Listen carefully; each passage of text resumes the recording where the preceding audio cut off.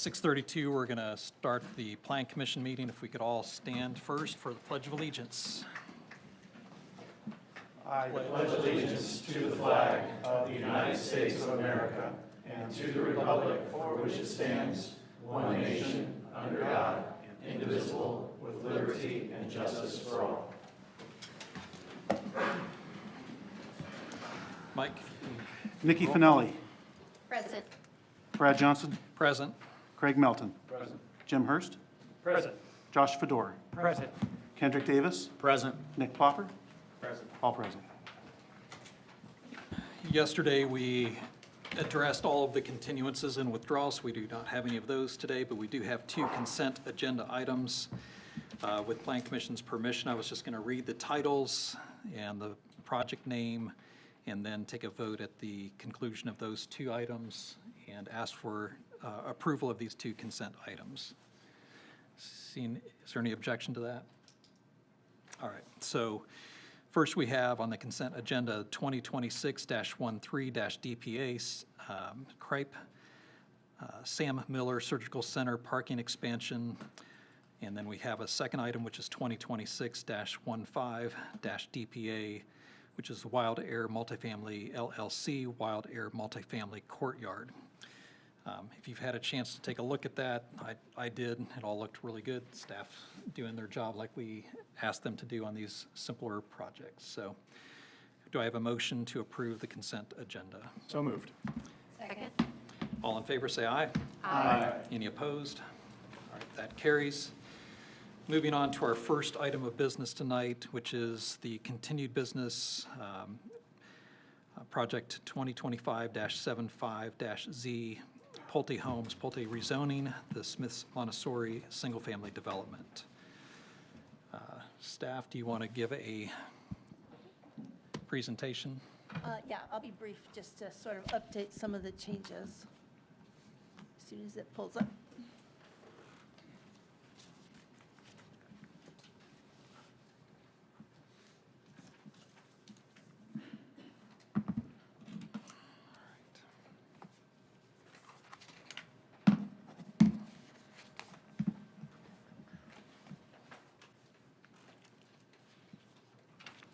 No, or not.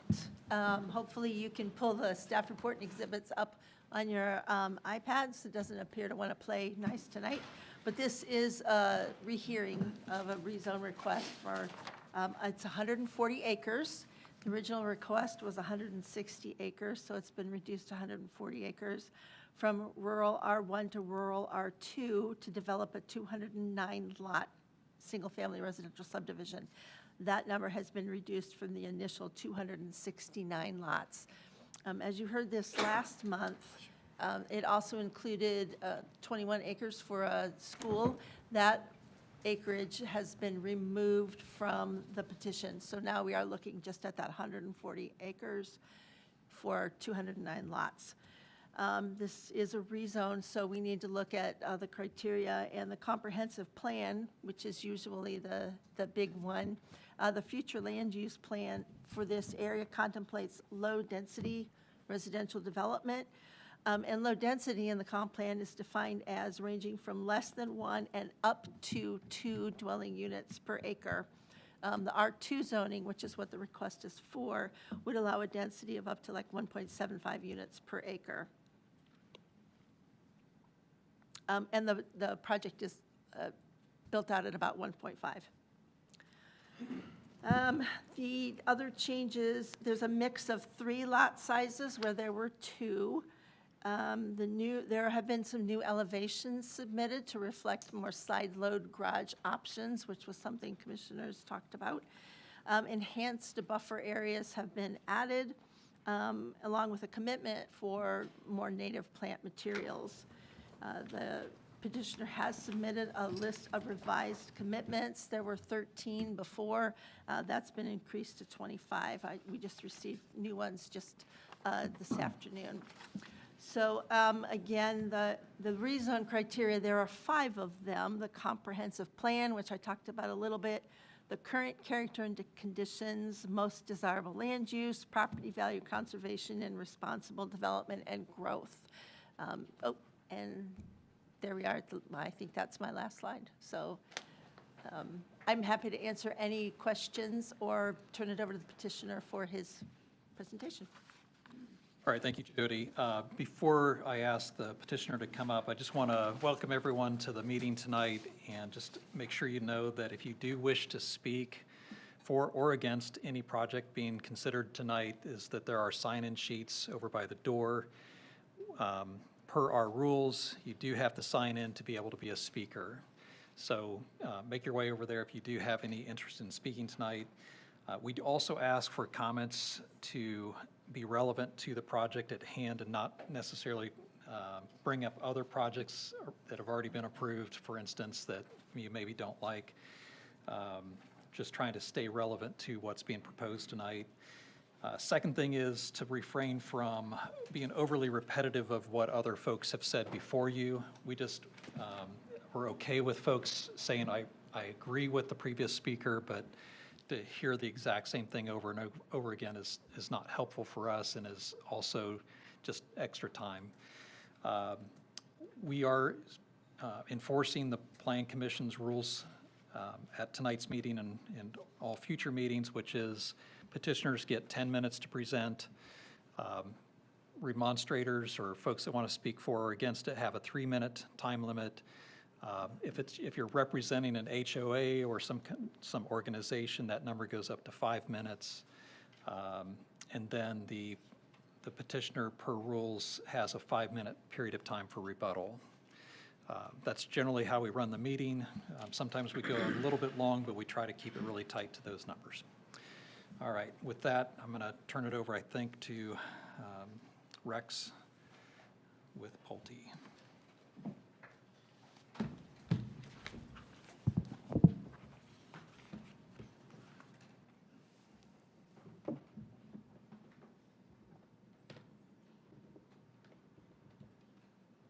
Mike is keeping time tonight, so he'll give you a 1-minute warning.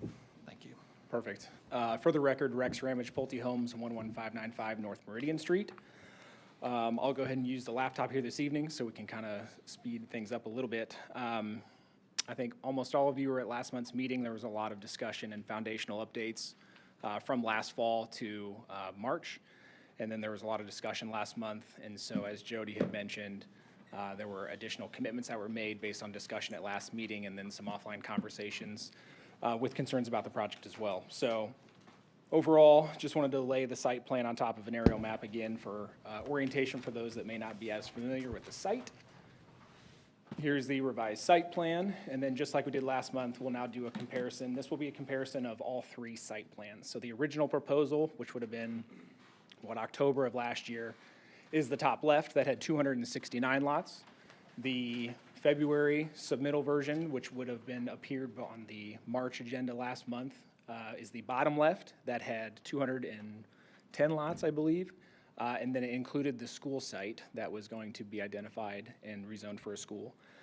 Based on conversation that took place last month, there was a strong desire to see the acreage that was going to be slated for a school to be removed from the rezoning petition in its entirety. So again, as Jody mentioned, the rezoning petition now only encumbers about 140 acres instead of the 161-ish plus or minus acres previously.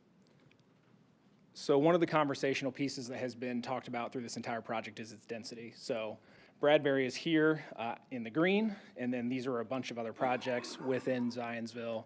And it just kind of goes to show you where this project is located in comparison to other projects. The project names are at the bottom. You all have printouts. I apologize for those that may be in the audience that can't read the names as well. But again, we are underneath a 1.5 density for this project.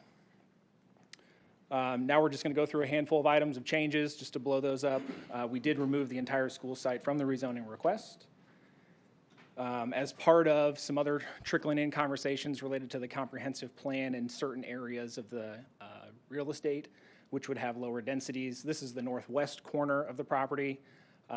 There is the currently proposed comprehensive plan that has some estate residential in brown color on the map. So we did everything we can to comply with that. basically, it was where you draw the line, you're able to have 6 lots within that brown area. Our new plan has exactly 6 homes that would be permitted after the removal of those lots that you see identified in green on the left-hand side of the screen.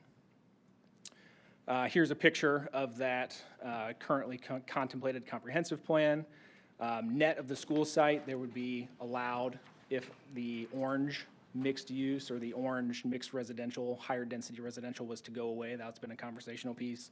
Basically, if everything was that yellow conventional subdivision plus the brown, we would be permitted 240 lots. Last month was 210, and then the revised plan is 209 after we shook some things up. We think our distance from County Road 300 is something that needs to be, bear in mind as people are considering this project. So, as you can see, our nearest lot corner is almost 400 feet away from the pavement of 300 South. So, we're dedicating our full 90-foot half right-of-way on the southern side of County Road 300, which is a request of the county. That's actually a little bit more than what they had requested of us previously, but wanted to put this in context in addition to just the right-of-way, how far back this project was set in, and then its relation to other distances of homes that are currently along that stretch of 300 where we are. And then taking a look at 800, which is the left-hand image, and then 875, which is the right-hand image. I know there's a few folks here in the audience that are adjacent to us. Just wanted to identify how far set back we are from the perimeter roadways. That would be in context with the estate lots that are adjacent to us. And then just for context, we looked around Zionsville. We have Holiday Farms, Brookhaven, the Willows, Willow Glen, and how far those homes were set back from their adjacent perimeter roadways. You see anywhere from 56 all the way around to 172 feet. We are well above that in most of our areas except for County Road 800, where we don't have any adjacent neighbors. Jody did mention the additional commitments that were made. Some of these were discussion topics at the last meeting, and some of them came up offline as we gathered more feedback. So all of the previously made commitments are they still remain, and then we added a handful more, which you see in green on the right-hand side of the page. So fiber cement or masonry, exterior materials, no vinyl siding. There was a conversation about the exterior materials of the home specifically related to the masonry. So we basically said that on front elevations and then all 4 sides of homes which are adjacent to perimeter buffer yards, there would be a masonry requirement as well. Garage square footage was a conversational piece. We've just basically said all the homes will have 3-car garages or hit a minimum of 500 square feet, so make sure people have adequate storage inside their garages. There was a conversation with the neighbors about a minimum square footage of all the homes. There was going to be a minimum square footage along the perimeter of the project, and then a different square footage interior to the project. Essentially, what Pulte has agreed to do to satisfy the square footage requirement that the neighbors are asking for is all of the 2-story homes within the development are going to have a basement unless there's some weird odds subject, soil suitability issue that we're not aware of yet today. We do have those soil samples, and we're not aware of any. But forcing those basements, creating a higher square footage homes, and ultimately assess value within the community. We had dark sky lighting requirements, and that was limited to street lights previously. Now it's including all of the coach lights on the home. So think about lights on the front doors, lights at homes on the back patio, those types of things to help mitigate lighting, for the surrounding residents in the areas. And then there was some conversation about native planting grasses. We have made that commitment as well. So these are some homes. I'm just going to flip through those rather quickly, very similar to the ones that we had talked about last month. Again, 2-story side load, 2-story side load. There was a conversation about how we would do a 3rd-car garage on this particular series of homes. So it looks something like this. You have 2 cars that are side loaded, and then the 3rd-car garage bay would actually be front loaded, called a carriage garage, similar to the image that you see on the screen. And then there were some empty nester houses as well. Those are all front-loaded garages, just based on that design. Additional architectural enhancements. The masonry, which we already captured, just wanted to identify that on the map with the green dots. There was pond perimeters, pond shapes, that was of interest, so we were able to push our engineers to accommodate that much better to a natural aesthetic. Dark sky lighting, we already talked about. There's a sample image on the right-hand side of the screen. There was a conversation about making sure that we had adequate trails, but then also preserving the ability to stub a trail to the west. So that red dashed line at the southwest corner of the screen, we will agree to make sure that that's included in the covenants and notated on plans in the future for future trail connectivity. But again, overall, we have over 1.5 miles of trails within the community. The native grasses, I want to draw your attention to the pink shades on the map, and that is in the power line easement area that's on the right-hand side of the screen, and then the legal drain easement area, which is the top left part of the screen. We'll be planting native grasses, and they will be a no spray, no mow. And then lastly, discussion, and Jody mentioned this as well, one of the criteria for evaluating a rezoning is the comprehensive plan. This is the existing comprehensive plan that's in place. I know there's different versions that are out there. However, this is the version that we're being told that we need to review, and that is this area is designated for 1 to 2 units to the acre. And if you recall that bar chart at the beginning, we were at 1.49 or 209 lots. So with that, we are very happy to address any questions. And then ultimately, we would seek a favorable recommendation from the Plan Commission here this evening. Thank you. Thank you. Plan Commission, any questions for the petitioner and/or staff? The first question I have on 300 East, where you show all the setbacks, that very first slide that was there, that kind of strip that's along 300 East, you guys are going to be able to leave any existing trees, et cetera, all of that will stay in place, is that correct? Thank you. So what we would be proposing is the landscaping that you're seeing in the green and purple dots. We're actually going to be installing new mounding and new landscaping. That would be a higher aesthetic from what's there today. There's not actually a ton of trees along 300. Now, there are some pockets along that northwest area. So draw your attention to, there's an existing wooded area here, and then some others around the other perimeter portions of the real estate. And then the homes, when you're on your architectural enhancements, which is kind of forward, page 17.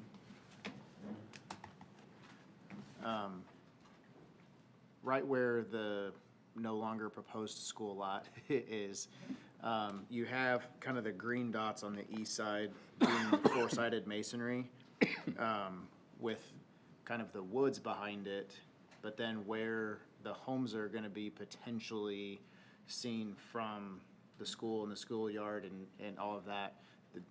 Is that something you guys could potentially carry over across that backside, since it is so flat from 300 looking across right now?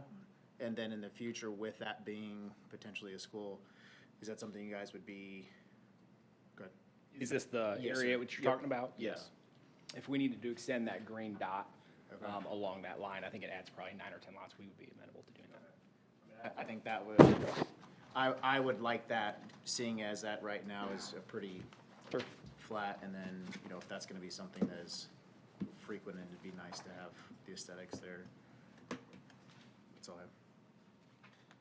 Other questions? I know the school property, or whatever that swap is, I'm not, well, I guess I'm asking what it is. Was that part of a community good you guys were trying to deliver, or was that really just a financial transaction with the school that somehow got wrapped up in this? And is, whatever it is, if there is still anything going on with the school, is that contingent on you getting the development rights of this property? So the original proposal is the top left-hand image on the screen. It did have 269 lots. We fully believed that we wanted to move forward with that plan. Once we heard the feedback from the neighbors via neighborhood meeting, and then from our original public hearing, I think that was in October, plus or minus, that was not the right plan to put in place, we then sought an alternative. And the example that I'll give you is the Epcon project eventually had to dedicate a park. And so there was some, hey, reduce the number of lots within your community, give the town a park. We thought, hey, we're along the 300 corridor. This makes all the sense in the world. The school owns a piece of real estate that's on the west side of Main Street, what I will call closer to Whitestown. So that's how that evolution happened. As it exists today, we do have a contract with the school to trade or swap this real estate with the other real estate. That deal is something that's going to have to stand on its own. And the rezoning request that you see on the right-hand side of the page with the removal of the school acreage, that is a petition item that stands on its own.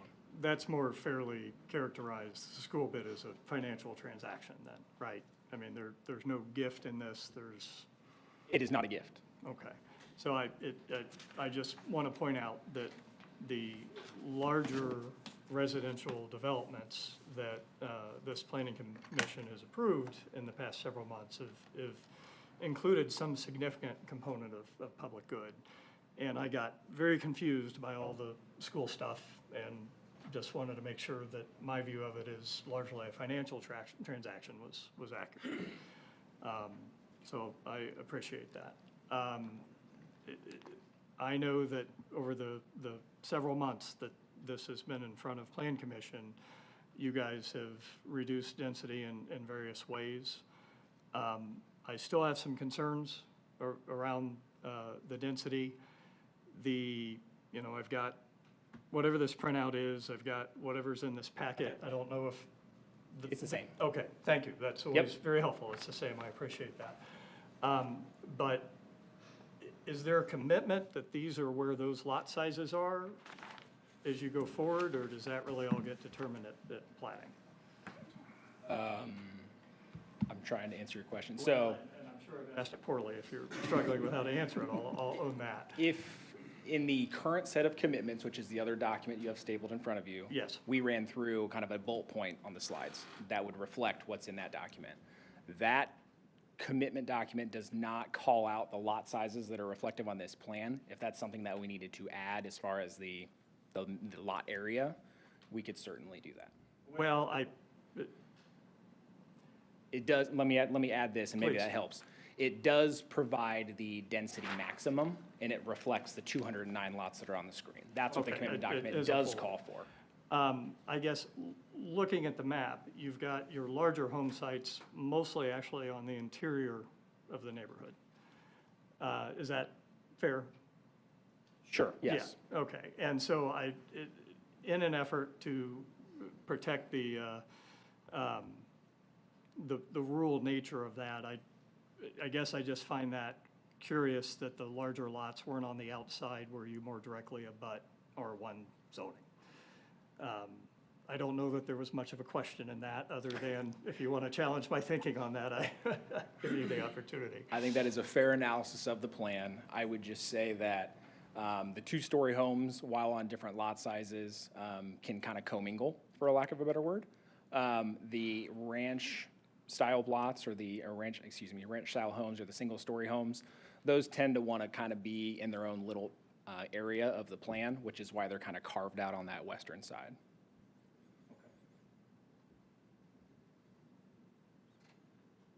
I don't have anything more. What else?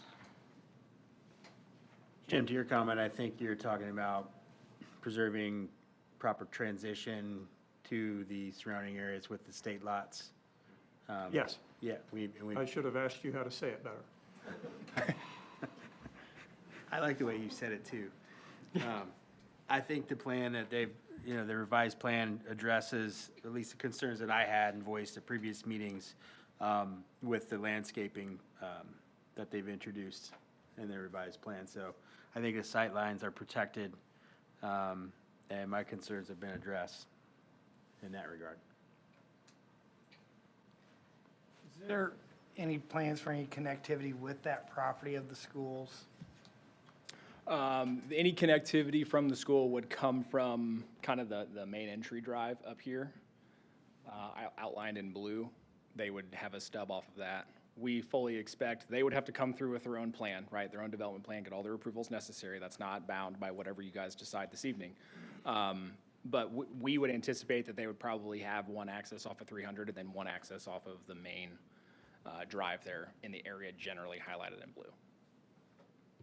I mean, somehow encourage that traffic, because thinking down the road, if a school goes in there, people are going to go through this neighborhood to, instead of going north, they're going to shoot through the neighborhood, increase traffic speeds, et cetera. I don't know if we can get something that says the traffic will route out to 300, or would, is that even something we conceived, I guess?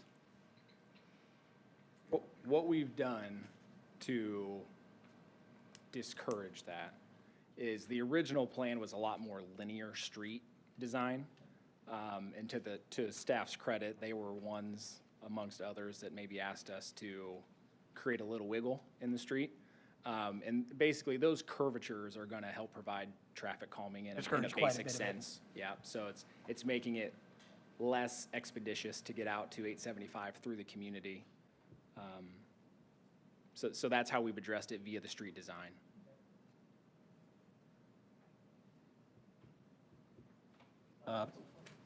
In our packet, there was a second document that was labeled supplemental elevations. It's 275 pages long, has lots of different floor plans and elevations. Okay, yeah. I guess I'm wondering how that ties into this development, because a lot of the floor plans and elevations are quite different than what you've shown in your presentation. So quite a few front-loading, three-car garages, that type of thing. So what are we to take from that submittal of 275 pages? So we had submitted a sampling of elevations from the 3 different home series that we're proposing to build that would be in alignment with the elevations that we showed on the screen. The idea was, hey, what do those look like from all 4 sides from a floor plan perspective, trying to get a better idea of all different views of that.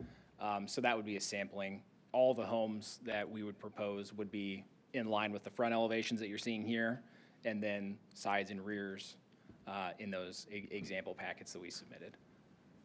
So the supplemental is really just looking at side and rear architecture and kind of ignore the front-loading garages that are shown here? Correct, yes. And that would be to give some comfort to the Plan Commission. That side-loaded garage, I believe, is a commitment, in the written commitment document, so we wouldn't be able to build those regardless. Just wanted to put that piece of information in context. Have any comments? Yeah, so on here, on the secondary commitments, it's talking about the brick and stone wainscot, 30 inches. Is that all the way around the house? Question 1. 2, is it when there's an elevation change only, or that's your commitment? You're doing just 30 inches of stone around the home? So on a typical lot, pick an internal lot to the development, it would be on the front elevation. On the lots that are identified in green, it doesn't show up very well on this screen. It's not as bright as I would hope it to be. But essentially, you have green dots that are adjacent to our neighbors. And so they had requested a heightened sense of material and aesthetic. So we're carrying on those green dots where we're adjacent to our neighbors, carrying around the masonry on all 4 sides. The 30 inches. Correct. And that could be requested to go up higher per the purchaser, maybe? No? Or- The individual that buys it? Oh, like whoever's going to walk in and Yeah, build a yeah. house, yeah. But at minimum, it'll be 30 inches around. Correct. Just to be clear, it's 30 inches or to the bottom of the windows, whichever's greater. Is that to be, Yes, and the reason why I wrote it that way is I had an inspector measure one at 29 3/8 inches. And, that could just be the difference in mortar between 6 rows of brick. And didn't want to put an inspector or staff in a box of, well, this could be read as 30 inches or to the bottom, whichever's less, or whichever's greater. I mean, I just want to be clear that it's the greater of the 2 standards that you're following. So if the windows are at 34, you're at 34. Is that what you're saying? and then there's a carve out specifically for the window trim as well. So where we would have that decorative window trim, we would bring the masonry to the bottom of the wood instead of having trim on 3 sides of a window where that doesn't look complete. Does that make sense? So the bottom of the window is the bottom of the trim, Right. is what they're saying. So I think he's saying that it's 30 inches or the bottom of the window, whichever's less, because they don't want to wrap the brick around any of the sides of the windows. Okay. Yep, I'm clear on that. Next thing, what I heard. are you through with that thought? Yeah. The garages, What is your typical two-car garage square footage? I see the square footage on here, the minimum of 500 square feet. I was kind of doing quick math, what, 22 times 17 or something? 23, 22 by 23, I think. 22 by 23? I think that gets you close to They 500. vary by floor plan, but it's somewhere in the low 400s of a square footage, just for a standard two-car that doesn't have any extensions or other options selected. And that was, I'll give credit to Mr. Johnson on that one. It was, hey, let's make sure we can achieve what we want to achieve, which is good design, instead of forcing every single person to pick the exact same thing. So that's why it was the caveat of 3-car garages or the square footage, if that happened to be a scenario that the particular buyer wanted. And that 500 would potentially be an insert garage space, right? An additional space inside the building? Correct, yeah, you can expand. The On length- certain floor plans, you The can length of expand. one car times 2-ish. Yes. Yeah, that extra is 100 one- feet or That's whatever. one scenario, yes, sir. Perfect. Well, I'm excited to see that we're moving in that direction with construction. And then we talked about the perimeter buffers. And I think, actually, to me, your buffer is looking very, very robust, and I appreciate that. And I do like the idea of if we can maybe create that little bit of a buffer for the, whatever that property becomes, between the school, or, I'm sorry, if it is the school or whatever, between 300 and the back of those houses, as he mentioned. And just another comment, it seems like you guys have worked really hard to work within both of these comprehensive plans. And I just want to commend you for that, because it is a challenging time as we're trying to understand the desires for the future comp plan, but my request to meet this comp plan that we're under right now. So, and I think you guys giving up those 7 houses on the north over by 300, or 6 houses, or whatever it was, I mean, that's a couple $1 million. So I think, your desire to make a good product here in Zionsville, I commend you for that. So, but that's all I wanted to touch on. When you guys were asked to make the square footage of the homes bigger, did that request come from neighbors? Is that correct? Correct.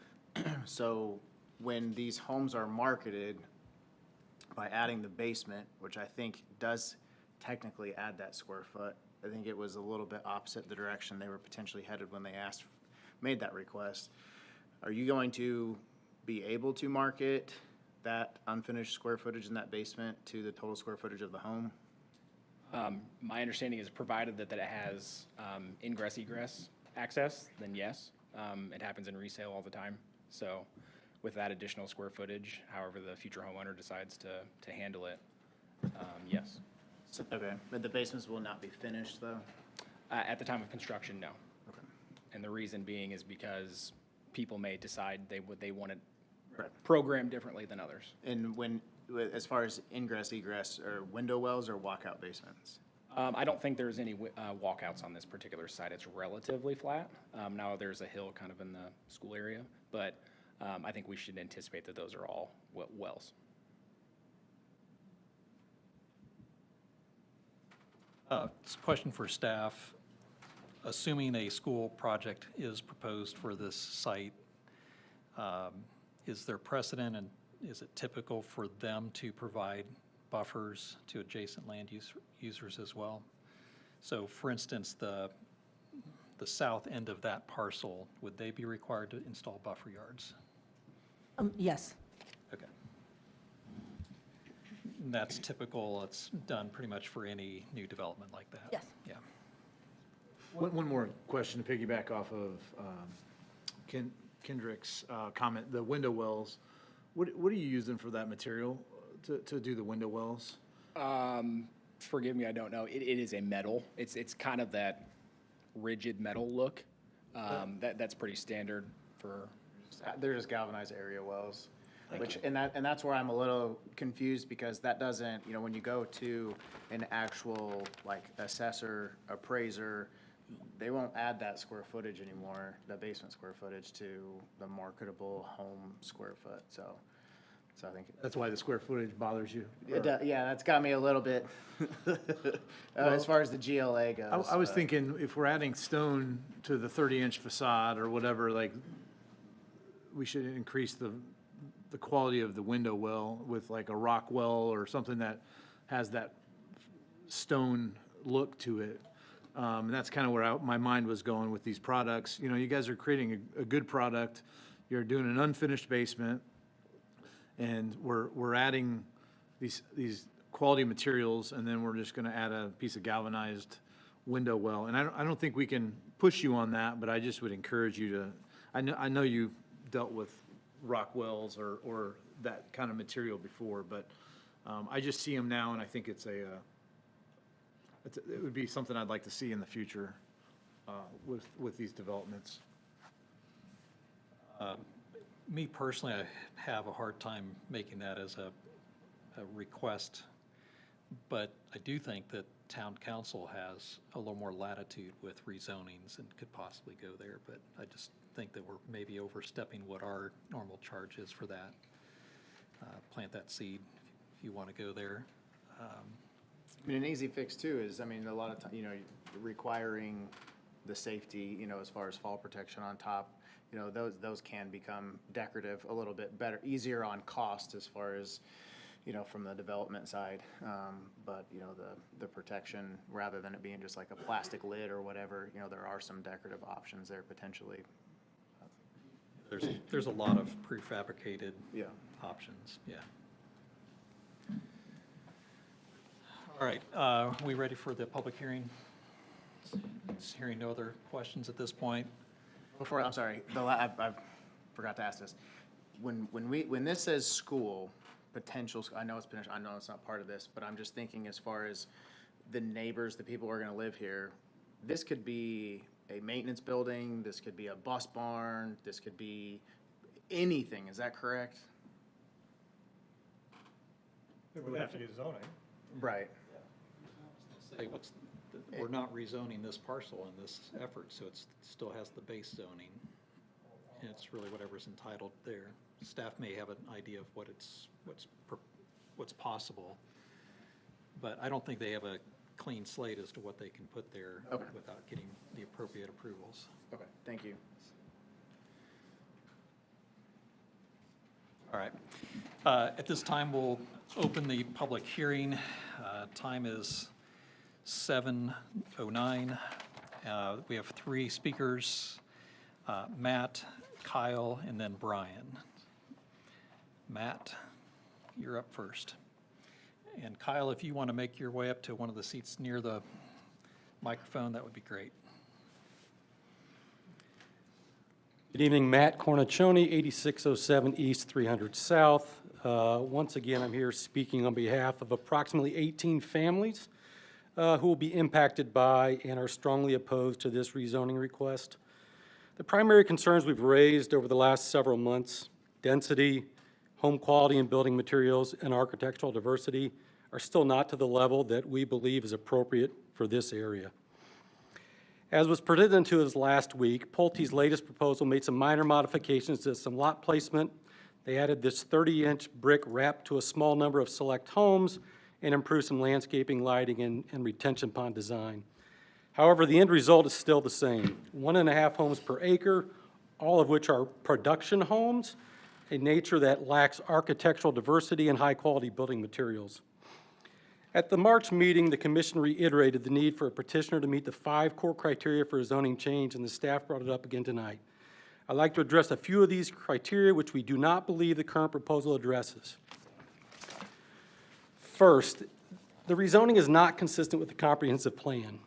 As Greg McDaniel brought up in the last meeting, this area was annexed into Zionsville in 2010.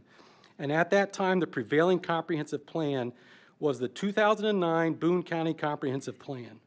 As part of the annexation, residents were assured that there would be no changes and the Boone County Comprehensive Plan would continue. which calls for low-density housing for this area of no more than 1 home per acre. We believe the proper comprehensive plan to be evaluated for this part of Zionsville, and specifically this project, should be the Boone County Comp Plan of 2009.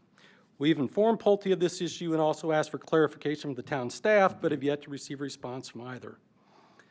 The second thing, the proposed development doesn't maintain the current condition and character of the surrounding structures. Every home that's adjacent to and near this development is a custom-built home. Most homes have 3 or more acres of land, large mature trees, and are constructed primarily of brick or stone.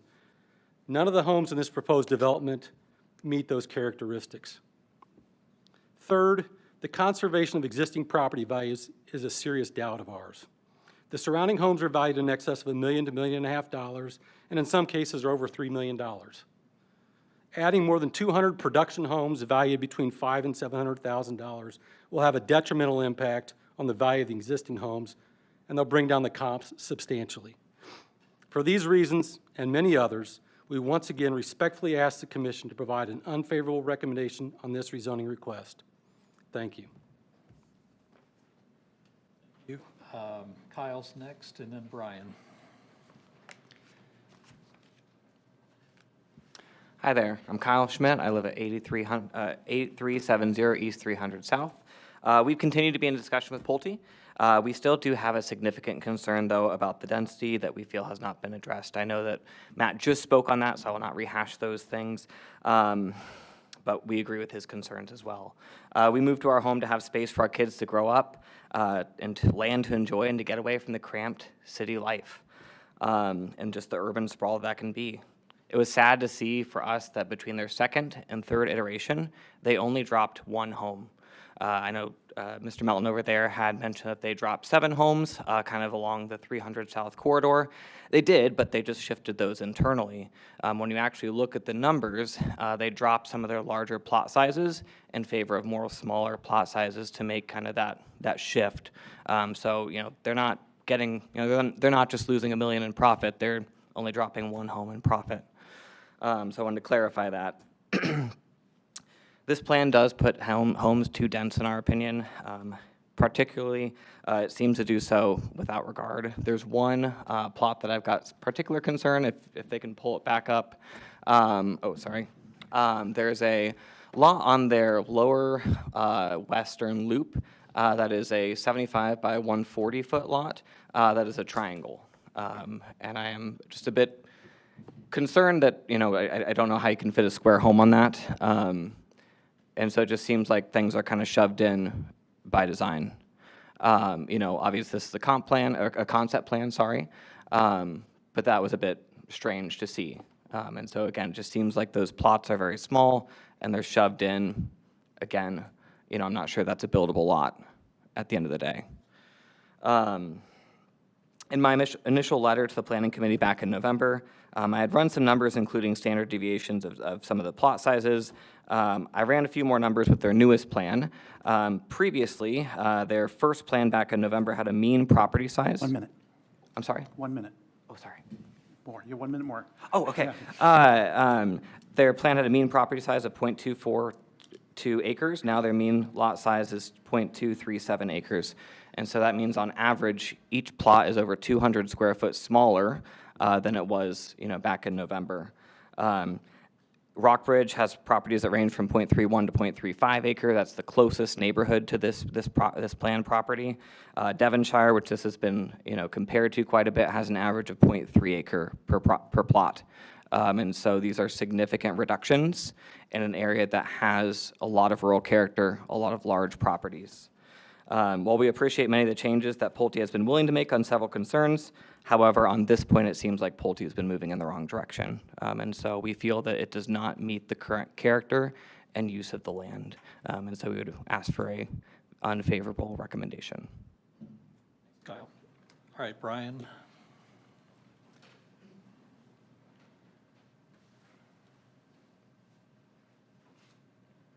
Good evening, Brian Baker. I reside at 3230 South 800 East. I own the first property south of 300 on the west side of 800. My brother owns the property just south of me. As has been proposed, the entrance to the spur entrance on the west is directly across the street from his driveway.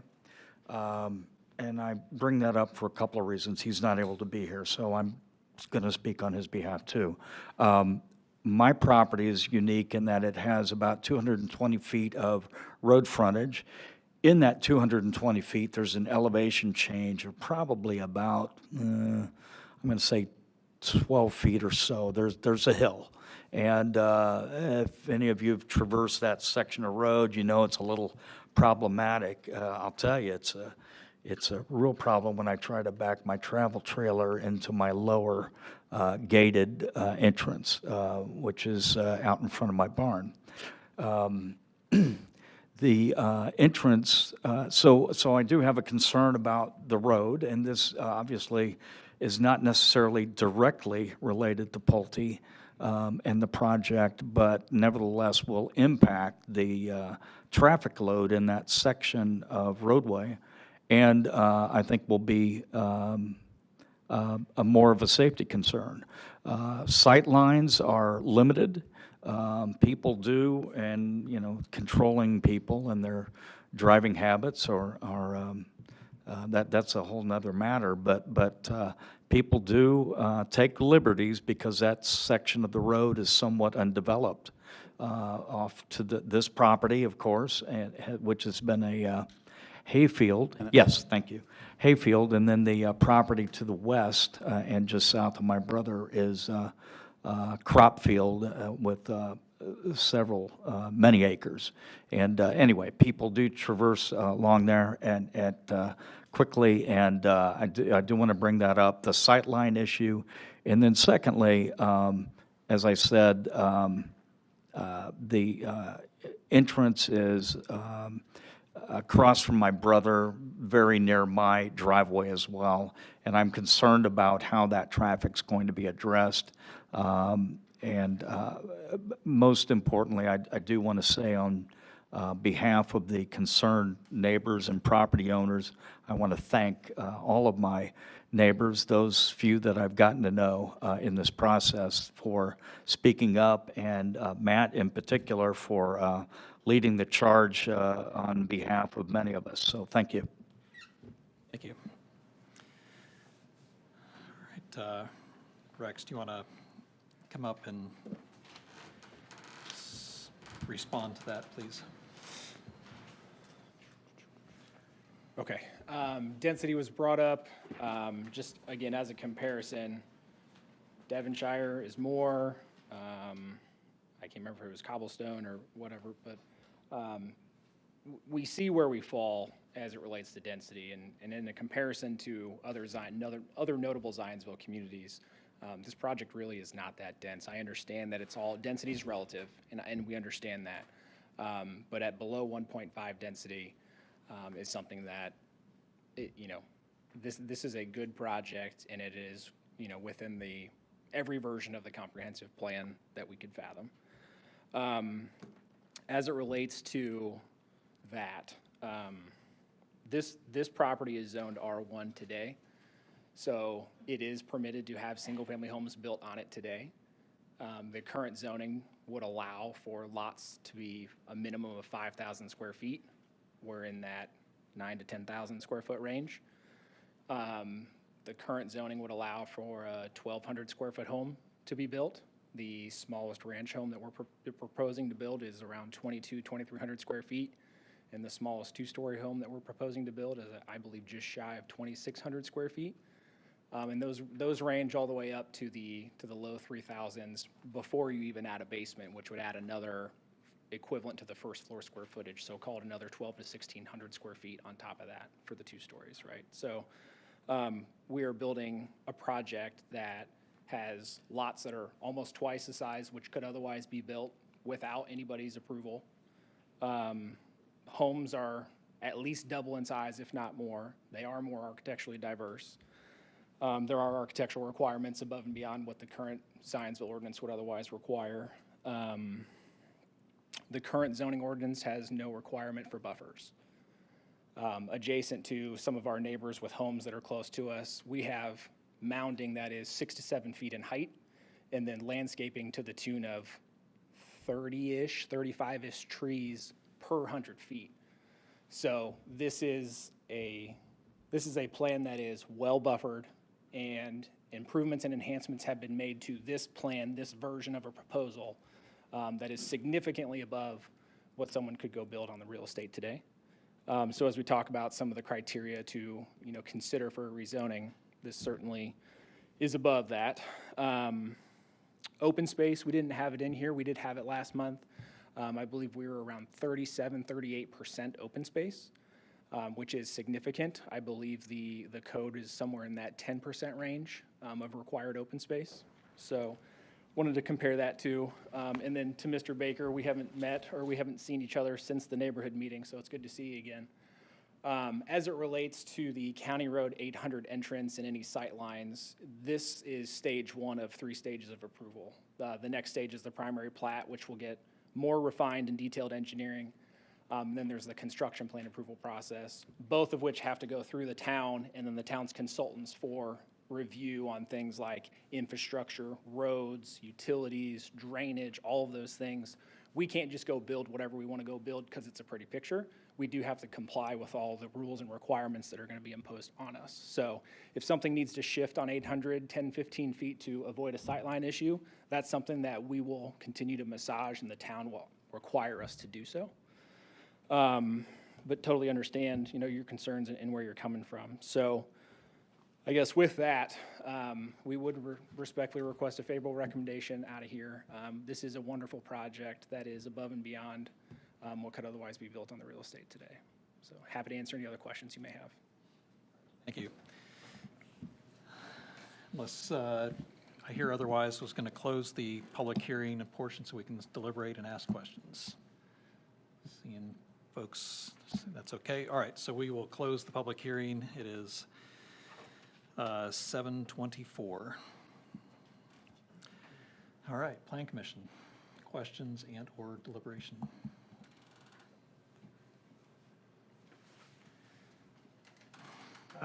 No. My density concerns remain.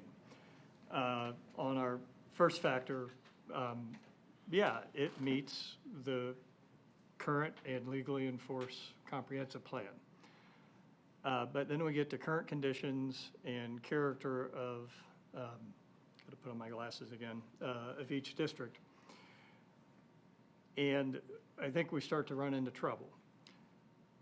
Just a few months ago, this body forwarded up the draft comprehensive plan to for town council's consideration that asked for this area, parts of this area, to be larger estate lots. And, we're not doing map overlays with a comp plan that's not in place, but I sense they've tried to keep their lots out of that estate area to say, hey, look, we're not in the estate area. Hey, that's great, they did it. But there's something about a transition from what we had asked people to consider, from moving from large lots to more dense and smaller lots. And I think that even absent the new, the draft comp plan, we're not creating enough space from the existing character of that area, which are large estate lots, regardless of the zoning and what could be built on these neighbors' properties.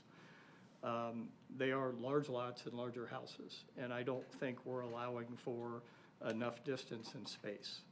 A couple of you have commented on the buffering and the mounding, which exists, and there are things that you all asked for.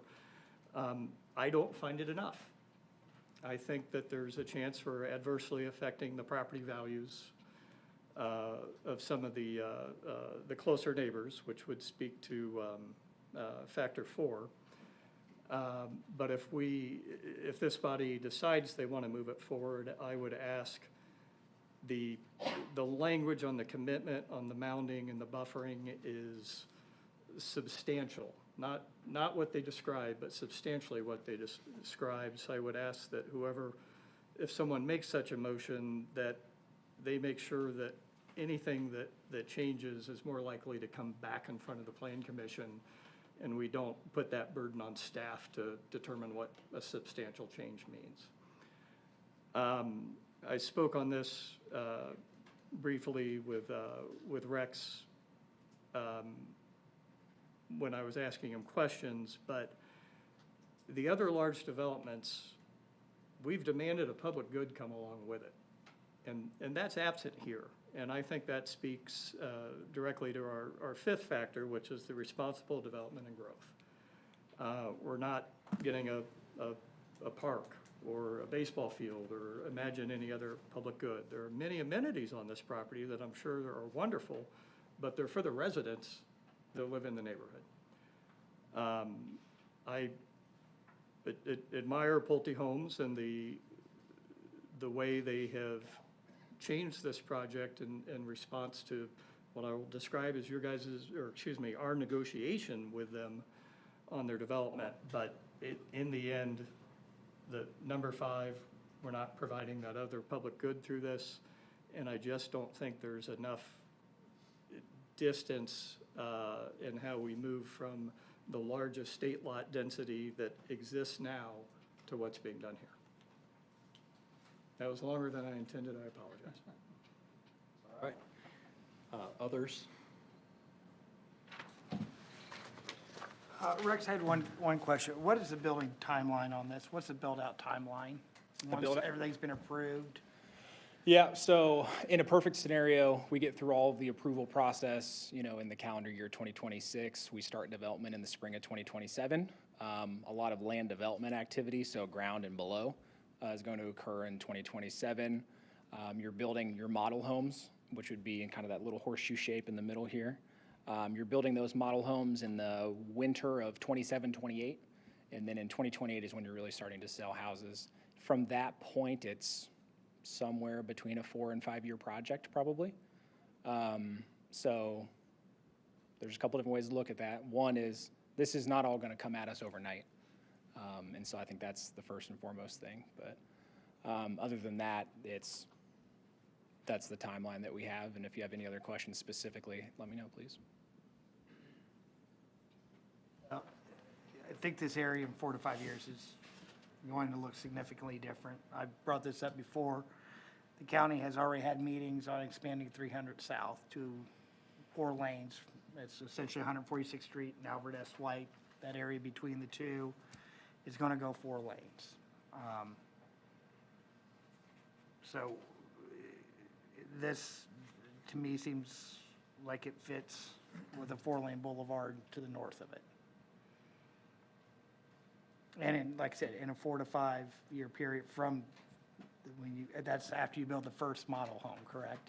Correct. Yeah, so you're actually more like 6 years out. So the area will look significantly different.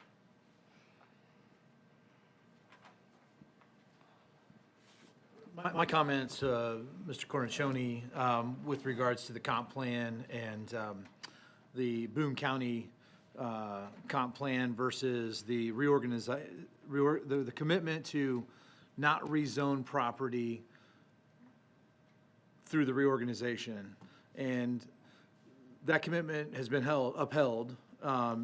Nobody rezoned anything due to the reorganization with the town of Zionsville. But it never said that there's no right for this situation to happen, somebody to ask for that request. And the current comprehensive plan, I believe that this meets that. And I will say we've, at the town council level, we've had 1 meeting. We're about to have a second meeting in regards to kind of manipulation of what the Planning Commission, prior to me being on it, has submitted to the town council. And the estate lots and the larger estate lots, that request to save this area for that purpose has been noted, and we've had conversations about it back and forth.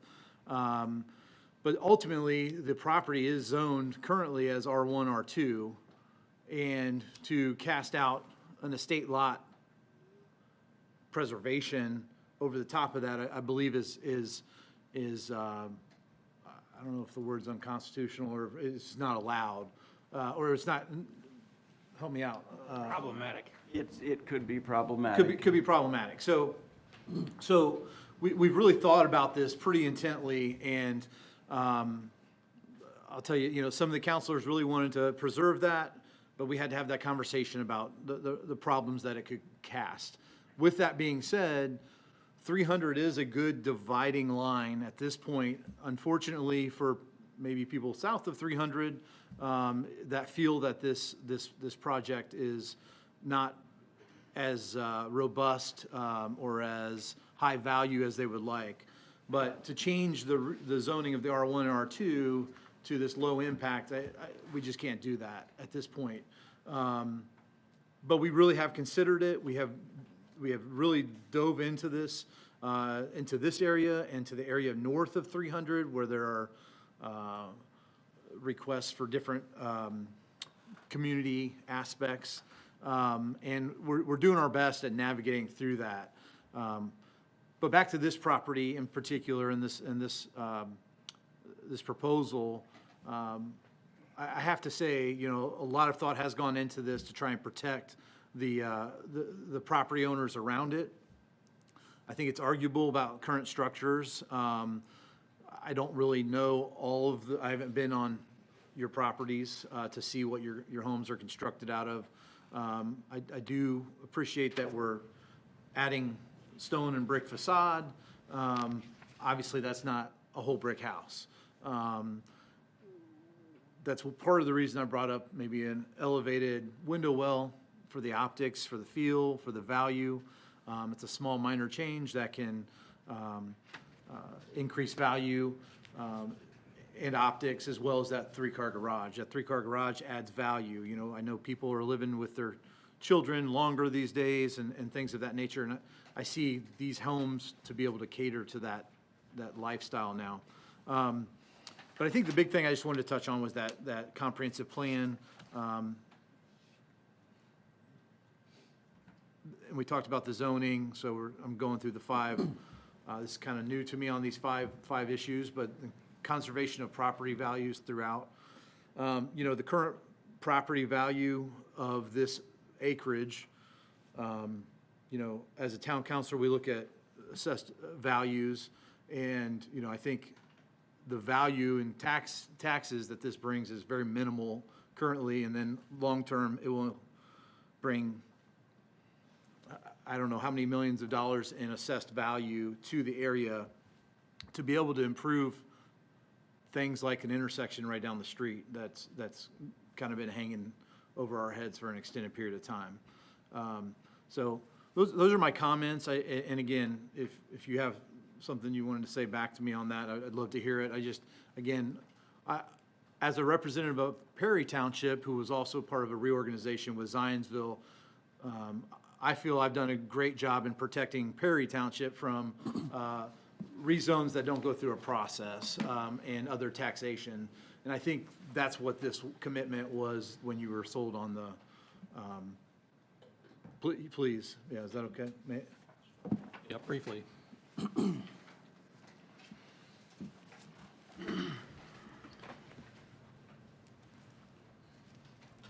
Still Matt Cornicione, 8607 East 300 South. I think there's, and I am not an attorney, I'm not versed in all this, but we have some folks on the group who have dug into this deeply. I'm not saying it cannot be rezoned. In the staff's report, they reference the current comp plan for Zionsville. And we believe, and under the understanding, after annexation, the comp plan that should be evaluated in this is the Boone County Comp Plan of 2009, which says the land use should be less than 1 home per acre. It's not saying that it can't be rezoned or that you have to overlay or anything of that nature. There is the incorrect comp plan that's being evaluated. There was a property last meeting that was about a mile north of us, and the staff's recommendation said the Boone County 2009, they didn't use that terminology, but they referenced that as the appropriate comp plan, and we were all annexed at the same time. That's our question, and if there's some documentation that says, no, we're wrong, we'll look at that, but nobody's been able to provide that information to us, and that's our understanding of what the comp plan that should be reviewed for this project as a comparable comp plan to look at. So maybe I didn't say it very well the first time, and if I'm incorrect, feel free to chime in. The merger with Zionsville and Union and Eagle Township specifically referenced land use and planning. And all of that fell under Zionsville's jurisdiction. So at that point, the Boone County Comprehensive Plan is of no value. So the determinative factor that you look at here is the existing Zionsville Comprehensive Plan. And that's what staff used.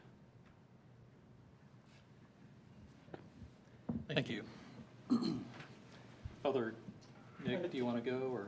Yeah, I'm following up on some comments that Jim made, specifically with regard to perimeter buffers and landscaping, and what's in the language that's in the commitments that are included with the petition. So that's on item 16 is where that language is found.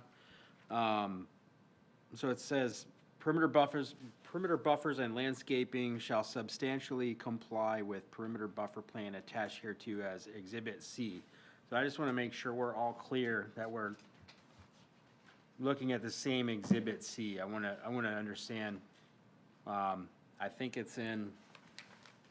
We have a couple of pages in what was handed out tonight that talks about the perimeter buffers, and I'm not sure I found a page with regard to landscaping specifically, but I just want to make sure we're all on the same page as far as, because it is important. That's the language that we'd be looking at. For me, what swayed me on this project is exactly that, the perimeter buffers and the landscaping, which preserves sight lines, and in my mind, protects the rural estate lot feel out there.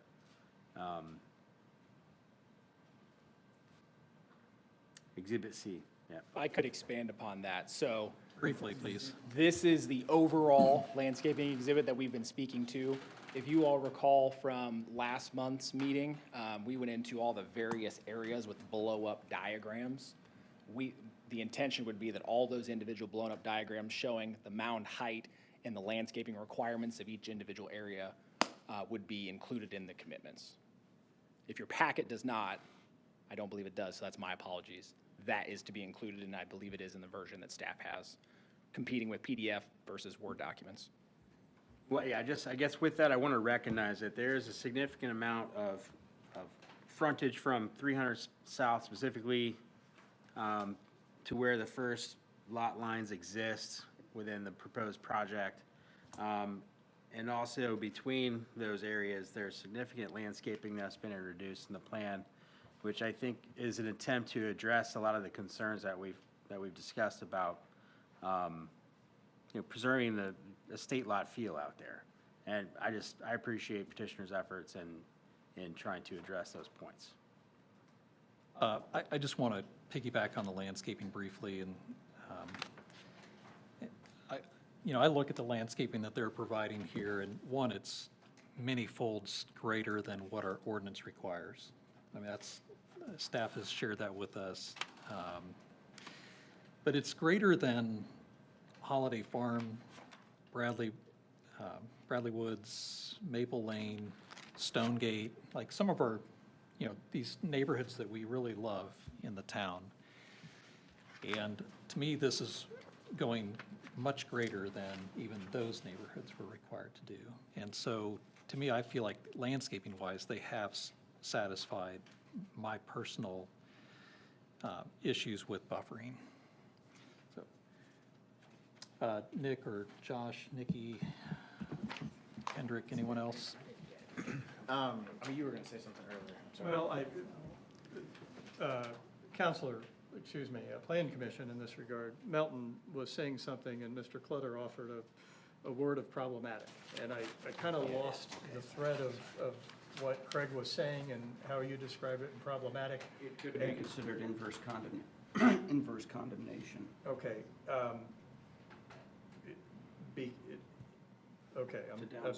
Involuntarily downzoning property could be considered inverse condemnation. But if we're talking about a comp plan, that's not a zoning. It is not. The comp plan isn't, but his specific question was as to rezoning. Okay. That, I'm like, wait a second, then I have a lot of issues with the, with the draft comp plan. If the existing. comprehensive plan, Okay, all because right, the that, comprehensive thank you plan for that, is- because I was sitting there, I'm like, I need to understand something. Yeah, the comprehensive plan's a guide. Okay, agreed, and that's what I thought, Mr. Melton was speaking to, but he was talking about a rezoning. Correct. Thank you for the explanation. I would like the commission to try to speak into the microphone so that the. I apologize. Thank you.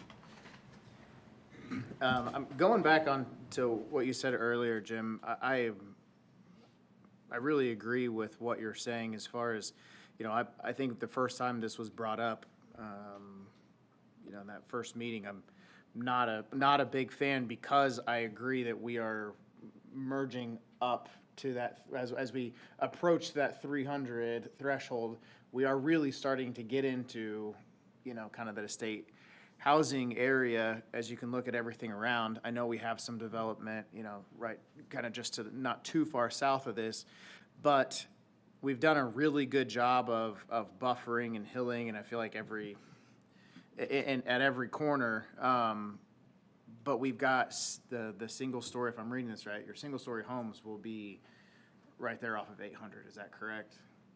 As it is proposed in this? West corner.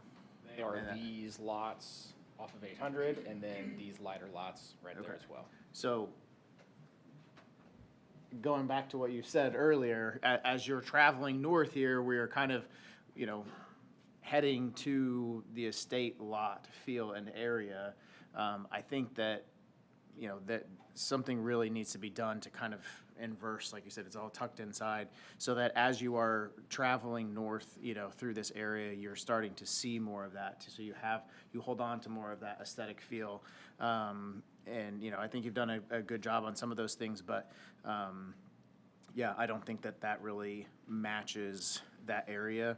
And then just out of curiosity, since you're up here, on the very southern part of the development, right there in the middle, you've got a road that connects to a field. I absolutely despise these roads. Unless you have the parcel right there underneath it, I feel like that's just an absolute confusion, and it kind of looks a little unpolished, for how nice that area is gonna be. Is there any chance that, that is something that can be, a pseudo green area, maybe dog park type area, or something of that nature, rather than just a road that leads to trouble for some kids, to kind of ride out into the field? I guess those are kind of two concerns I have with it. It just doesn't, I don't know, it just doesn't feel. Is it the that for stub road? farm access? No? Okay. Oh, so So it's a stub street that would link this neighborhood to anything that develops south of it, correct? correct, yes. Which, from basic principles of urban planning, it's a necessity to get that connectivity between neighborhoods. I mean, it helps police, it helps fire, it helps school bus routes, it helps all kinds of things. So I'm fine with a stub street for that reason. So, The only other thing that I've seen done, if it would, please the town, there have been instances where the right-of-way has been dedicated so that if and when development occurs that needs to connect, that it could be connected later, and the road is not actually built. We can't turn it into anything, because I don't want to give the false perception that it's a dog park, and the dog park gets removed. That then looks bad on all of us. I understand that. Yeah, that's a good point. But if the town would like that to just to be dedicated right away with no infrastructure, no road infrastructure, we'd be happy to do that. I've seen that happen to our neighbors to the east, in Hamilton County. And sometimes it goes over fine, sometimes it does not go over well, and you all are getting those phone calls. So question, I guess, to the staff. That's a recommendation you guys require during, is that not correct? That's not correct? Yeah, the connection roads, yes. Stub out, yeah. Yep, those are required. To Rex's point, is there another way we can require that without paving it, I guess? And is that something that's I guess, to our president here as well. Yeah. You mentioned it's common practice. Is there another technique we can use in Zionsville to, Other than a performance bond that assures that it will get built at whatever point in time we want it to. Otherwise, it then falls on the town to build this piece of road to make that connection. It's pretty uncommon for the adjacent development to pay for an off-site improvement to make that linkage. The other thing is that I find that if they're not physically built, more times than not, the neighborhood claims that they never knew that road was supposed to be there, and they fight like crazy to prevent it from happening. But, you know, I see those spots being used for, you know, pickup games. Kids do go there, basketball, whatever. They're not always a bad thing. Homeowners associations should be taking care of that, you know, and just making sure it stays clean and neat. That usually is the best solution, honestly, as far as how it plays out in the real world. When I look at this development, I mean, I do compare it to other projects around the city, or around our town, I should say. You know, I look at a neighborhood like the Enclave, which is off of Oak Street. I know that it has greater density than this. They were at almost 2 units per acre. And that project, from all accounts that I've heard, was a massive fight to get that project approved. And it was built out by a production builder. It has far less landscaping, buffering, far greater remonstration, you know, lower price points. They did not offer four-sided architecture. They did some enhancements along Cooper Road, but it was pretty mild. They have far less open space, and they have no amenity center, no offering, you know, for greater improvement to the community. Yet, then we look forward 10 years or 15 years from when that was developed, and there are multi-million-dollar homes being built within 30 feet on the east side, Oldfields subdivision, you know, major homes, massive investments in those homes, and they're being built at a fraction of the distance that we're looking at here. And it plays in my head that when if a project like this precedes development on the edges, I find that people make the same types of decisions. At least I see that playing out in our community today, where people are investing, you know, $2, $3, $4, $5 million on houses in close proximity to this because it's a known commodity at that point. And it's a fixed thing. They know what it's going to be. But it does get scary when this is the new thing and it's surrounded by other things. But I mean, I look at the Enclave as this example of, I don't think that it hinders the property values or quality of life as much as we sometimes think it does. And in fact, the Enclave is a perfect example of where there's a lot of investment that went in next to it. And it's actually, from people that tell me this, that the Enclave is actually a desirable place to live. We have school teachers there, we have administrators that live there, we have our coaches that live there, we have attorneys and doctors that all live there. It's a production subdivision. It's a very nice community. And I feel like this that's being proposed to us tonight is far better than that project. So, and I know that Rex kind of touched on this, is that R1 can actually be worse. By the fact that they're asking for a rezoning gives the Plan Commission and gives the Town Council enormous authority to ask for lots of extras that our ordinance does not allow us to ask for. And we're exacting that out of the developer in this process. I mean, we've already asked for way more than our ordinance actually asks for. And if they come in with an R1 they can build on 5,000 square foot lots. They can have no architectural qualities at all. They can have no landscaping at all. I mean, to me, that is possibly a worse scenario, is keeping it as R1. I mean, I like the fact that they're asking for a rezoning because it gives us the ability to really ramp up what we're asking for. And I think that we've asked for it quite a bit. Well, Mr. Johnson, until you got to the riff on R1, everything you said I find factually true, and I am unmoved from my position. I will point out again that we have set what I think has been a successful trend in encouraging developers to provide a public good that's missing from here. Let me ask you a question, and maybe it's too theoretical at this point to like pin down, because it's something that I think we need to discuss. So if we have a subdivision that comes in that has 30 lots, do they have to offer a public good? Or is it at 100, or is it at 150 or 200? I mean, at some point, I don't want gets to use the it gets actual too quote, low. but I'll know it when I see it. Yeah. Maybe a little too theoretical Yeah. for me to answer you.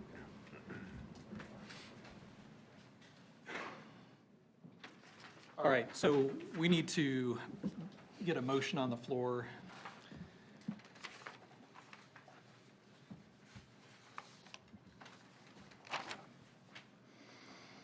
Well, I'll take a crack at it. I move that docket number 2024-75Z to rezone the subject area from the rural single-family R1 district to the rural single and two-family R2 district for development of a 209-lot residential subdivision receive an unfavorable recommendation. We have a second? Second. All right, we have a motion. All right. Mike, you want to do a roll call Okay, vote? so a yes vote is for an unfavorable recommendation. Jim Hurst. Aye. Kendrick Davis. Aye. Nick Plopper. Nay. Josh Fedor. Nay. Craig Melton. Nay. Brad Johnson. Nay. Nick Finelli. Nay. The nays have it. All right, so we need to send something to the town council. Did not get that motion passed. Someone want to offer a second motion? Got it. I'll move that docket 2024-75-Z to rezone the subject area from rural single-family R1 district to the rural single-family and two-family R2 district for development of 209-lot residential subdivision, receive a favorable recommendation based upon the findings in the staff report as presented and included the petitioner's voluntary commitments Exhibit 6, and subject to the following conditions: recording of the proposed commitments, implementation of the recommendations within the traffic study. Second. All right, it's been moved and seconded. Mike, again, a roll call Is vote. there an opportunity for discussion? Yes, sorry, go ahead. Josh, would you consider requiring, of taking the substantial burden on, I think it was item 16, on the commitments that address buffers and landscaping, would you agree to amend your statement that we lift the burden from staff and that any change would come back to Plan Commission so that Plan Commission would have a chance to review that? On item 16, Yes. I would, yes. Okay. And if I might ask Mr. Davis, and I didn't quite follow it, you either asked for more buffering along the south of this, whatever this lot was going to be or is, it was more buffering or some other designation, I didn't quite follow it. I'm sorry, I do remember which one I meant to add that. Go ahead, Kedrick, and Yeah, it was to extend, I forget what it's called, the green dots. The green dot lots To be on the rear scientific, yeah. facades adjacent, south of the school parcel. on those south property, yeah, I would accept that as well. Thank you.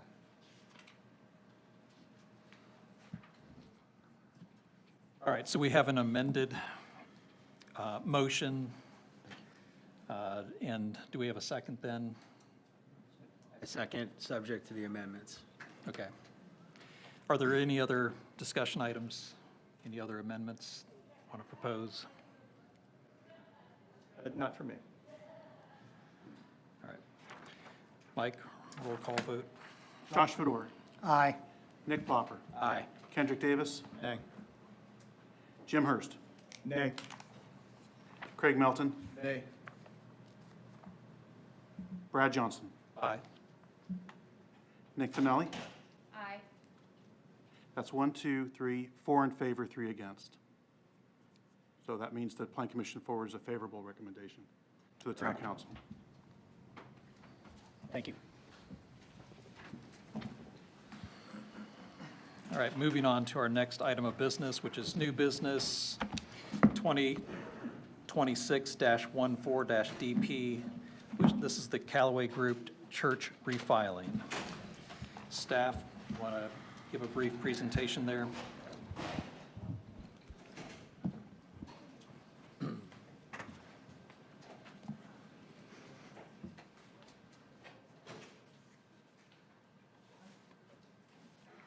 Thank you. The petition before you is a development plan for an approximately 1,600 square foot church meeting house to be constructed on a 0.60 plus or minus acre parcel. The current zoning of this property is rural single-family district. On the screen in front of you is a location map for orientation. North is straight up, and it's running south of the site. Bordering the southern edge is Oak Street. Immediately to the east of the subject site is the eastern entry into the Stonegate subdivision, which comes back in this area.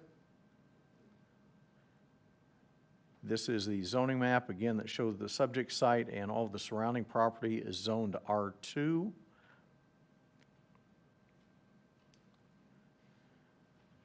The petitioner, as mentioned, proposes to construct a 1,600 square foot single-story church and related parking area of 25 spaces. This petition, a similar petition, I should say, was heard by the Plan Commission at the January meeting for development plan approval and was denied at that time. The proposal only proposed 10 parking spaces. This new proposal, again, as mentioned, proposes 25 spaces. Vehicular access onto the site would be from Oak Street. The meeting house will serve a small immediate area congregation of an estimated attendance of roughly 28 to 30 individuals. Services or gatherings are anticipated to occur twice per week.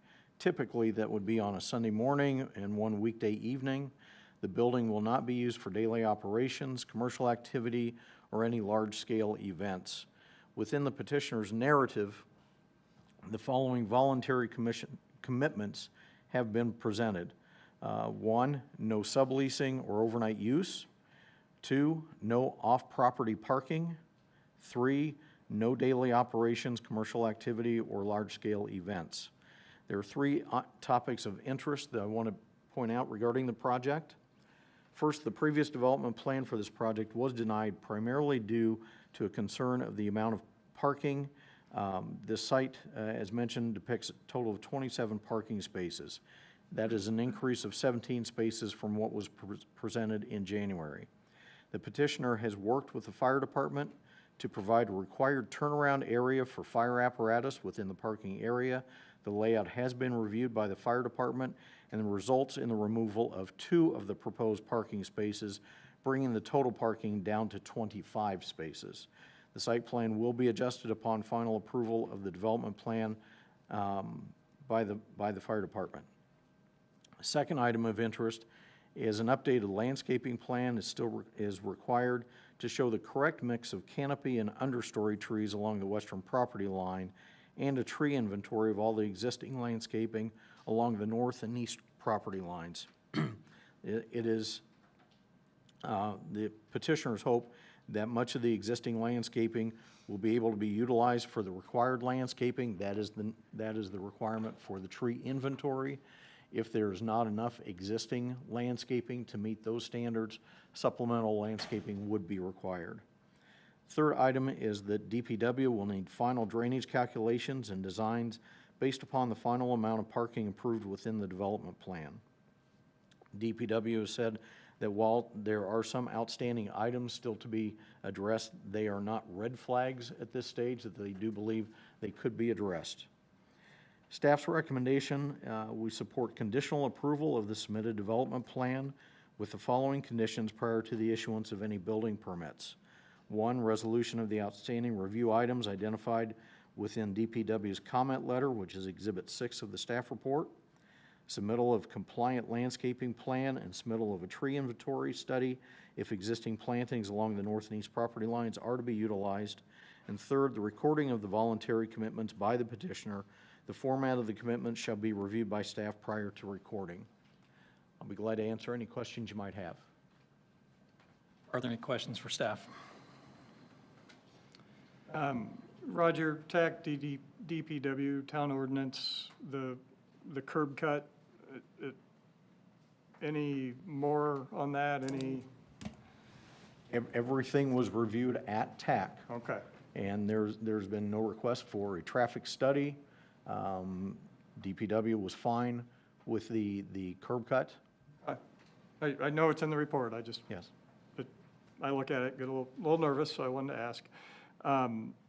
It's not, it is not a major development, but the list of Exhibit 6 is long, and you've said that you feel staff and the town is, you guys are confident that you could work through that or not, but you guys are comfortable with that burden? I specifically asked DPW when the comment letter was provided, are there red flags on here, yellow flags, or is it all green? He said, no, there are some yellow flags, there are no red flags. Okay, But there are yellow flags that still need to be addressed. Okay. Can you describe to me what a large-scale event is and what would trigger that? That is a great question, one that I would suggest you ask the petitioner to define. Okay, thank you. Did you include it in your presentation? There was a commitment on the cap, the number of persons, is that correct? That has not been provided in the voluntary commitments. I know Okay. that was presented and discussed at the first meeting back in January, but the specific number, and the number I mentioned in my presentation, an estimated attendance of 28 to 30 individuals. Again, part of that was pulled from the previous materials, but nothing has been specified within this filing. All right. I'm sorry. Is this the same filing as was presented to us before? No, simply because of the amount of parking. Okay. So it's completely, because you have mentioned pulling from what was presented to us before that was denied. So if it was denied, doesn't this need to be a whole other, like, pay no attention to what was before you before, that did not exist, doesn't exist, so assume nothing from that before? That is an excellent question. When a development plan or when any petition is denied by the Planning Commission, there is a 12-month waiting period before that project can be resubmitted, unless there's a significant change in the proposal of the program. The submittal came in, again, the initial development plan that was reviewed in January was denied, and I'm basing this primarily upon the findings of fact that were signed by the Planning Commission. The primary reason for denial was the amount of parking. Too much or too little? Too little. Okay. Too little. Pulling from that submittal, the requirement was that they needed to provide 7 parking spaces at that time. They had provided 10. Still, through the discussion, it was determined that that was not a sufficient amount of parking, so the denial was voted on by the Planning Commission. Petitioner received that. In response to that, they're now providing a solution where they would provide, once you subtract out the 2 for the fire department apparatus movement, they are now providing a petition where they could provide as much as 25 parking spaces, 15 more than the 10 that was denied earlier. And that was deemed to be a significant and substantial change to the proposal, especially since that was the primary item that the Plan Commission based their denial upon.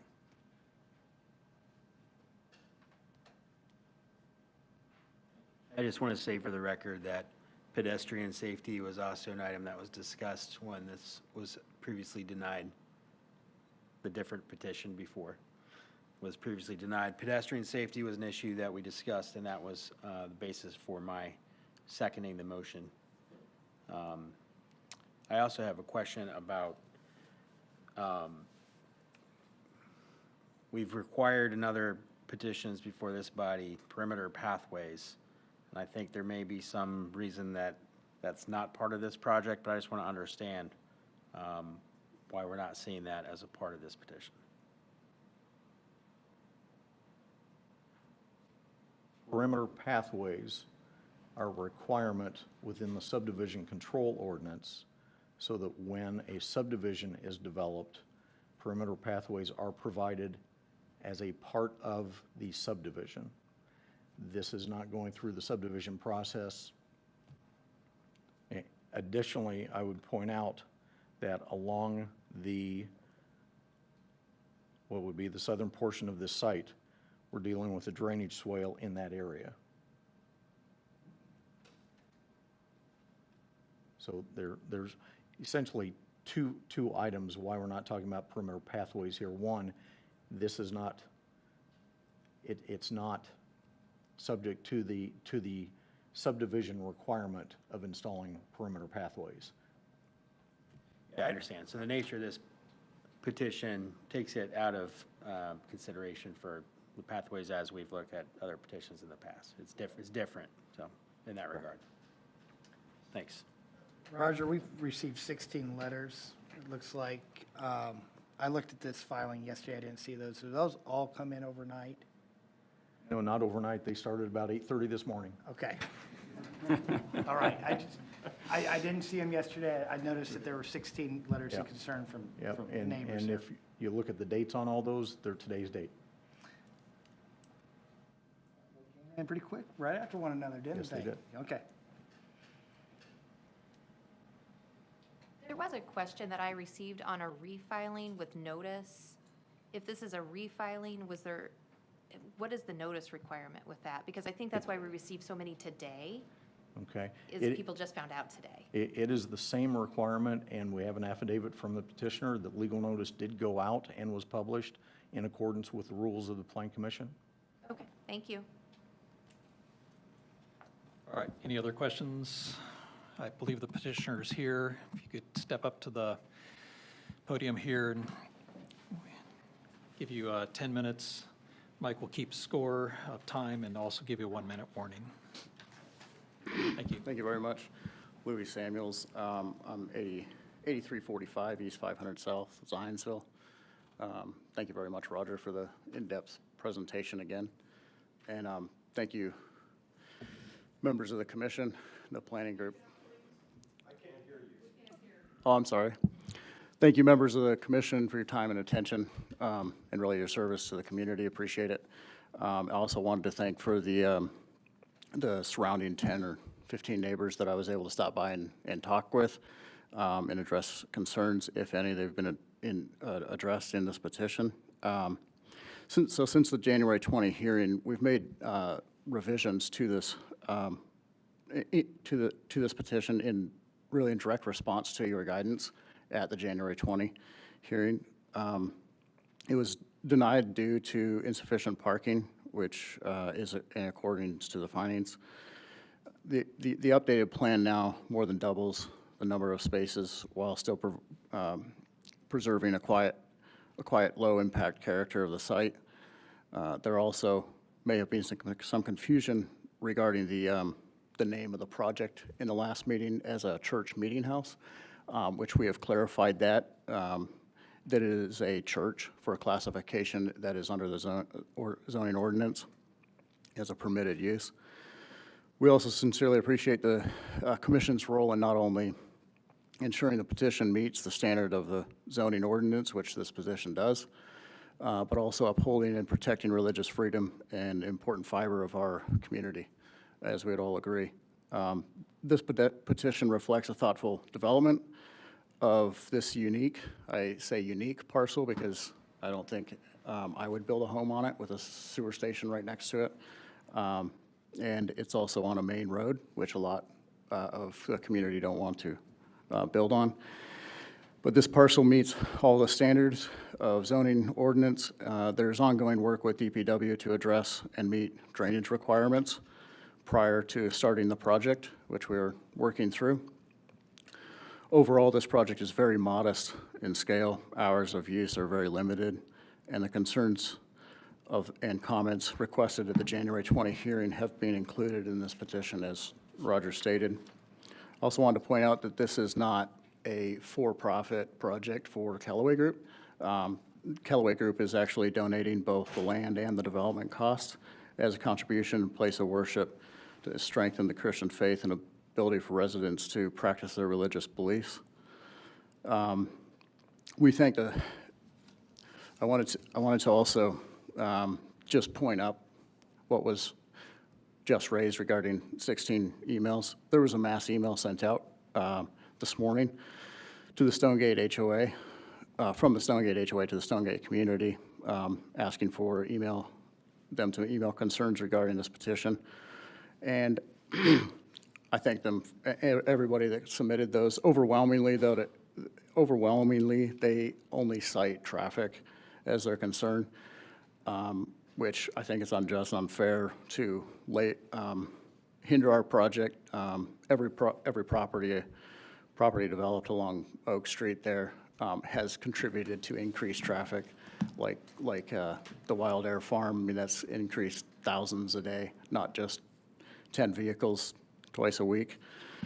So I wanted to thank the staff for a favorable recommendation and respectfully request an approval from the Planning Commission tonight, and I'm open for questions, as I'm sure you have a few. All right, thank you. Do we have questions for the petitioner? Do you have, and I may just not be able to read this, the distance from that Stonegate entrance to this driveway?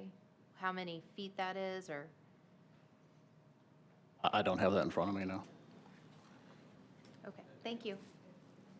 Roger, is that something you can find via the GIS system? Just to confirm, if you look on the screen, are you talking about from this distance over to here? From edge to edge, probably. Well, maybe the middle of, either edge to edge or middle of that lane. I'm just trying to think of people coming in this, in the view of this picture, the left-hand side, but they'd be driving on the right out of that subdivision. What the distance is or reaction time between those people turning right and left, that's all. If you give me just a moment, Sure. I will find that out for you. I'm going to have to go to some different screens. Okay, thank you. One request that you brought up at the last meeting, Nicole, was people potentially parking along that street. We have listed that in our commitments that there would be no off-site parking at all. It will not be needed. I appreciate that. I guess part of my concern then becomes, what was the number of people that we were told? I can't decide if we're going back and looking at Yeah, what so was roughly- submitted last time and what wasn't. So how many people did you tell us the last time would be in? Yeah, use so of roughly this? 30 are assigned to regularly attend this facility. Based on the parking last time, I think it might have been Mr. Davis that recommended going off the square foot of the building itself. It could contain up to 100 people. So I think that's where it was denied. Number of parking wasn't sufficient. If it ever sold at a later date, the amount of people that can fit in that building wouldn't be able to park. So it was denied due to parking. We've increased that parking so that it can fully serve that building for what its capacity would be. But regular attendance, is 30 that are assigned to this facility. And I don't know if you remember the last meeting, I did mention that at these occasions, both Monday nights and Sunday mornings, each member takes part in the service, and so that's why there's so limited amount of individuals. So it's not 2 hours long. Have the time frames on Monday night and Sunday morning when that occurs? I'm just trying to get a sense of what that traffic flow looks like and when it happens. Yeah, so Monday night is 7 p.m., and then Sunday morning varies.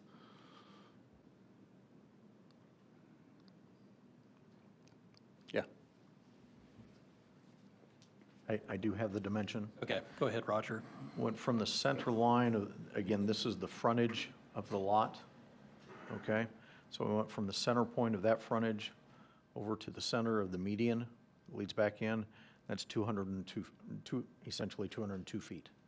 Okay, can you do, but, I mean, from that median, the line of sight, so it's probably more like 200, maybe, from the line of sight of a driver in that right lane that's coming out. I'm just trying to think of reaction. It's just, that's very, very close, and that is high, that is a very well-traveled. So you wanting it, if you see my cursor, are you wanting it from that distance over to where? Over there, because that's how they come out. That neighborhood Okay. comes out on that one on the left. So if I start here Correct. and come out, Yep, that'd be great. that's 171 feet. Okay, thank you. What's the speed limit on Oak Street through there?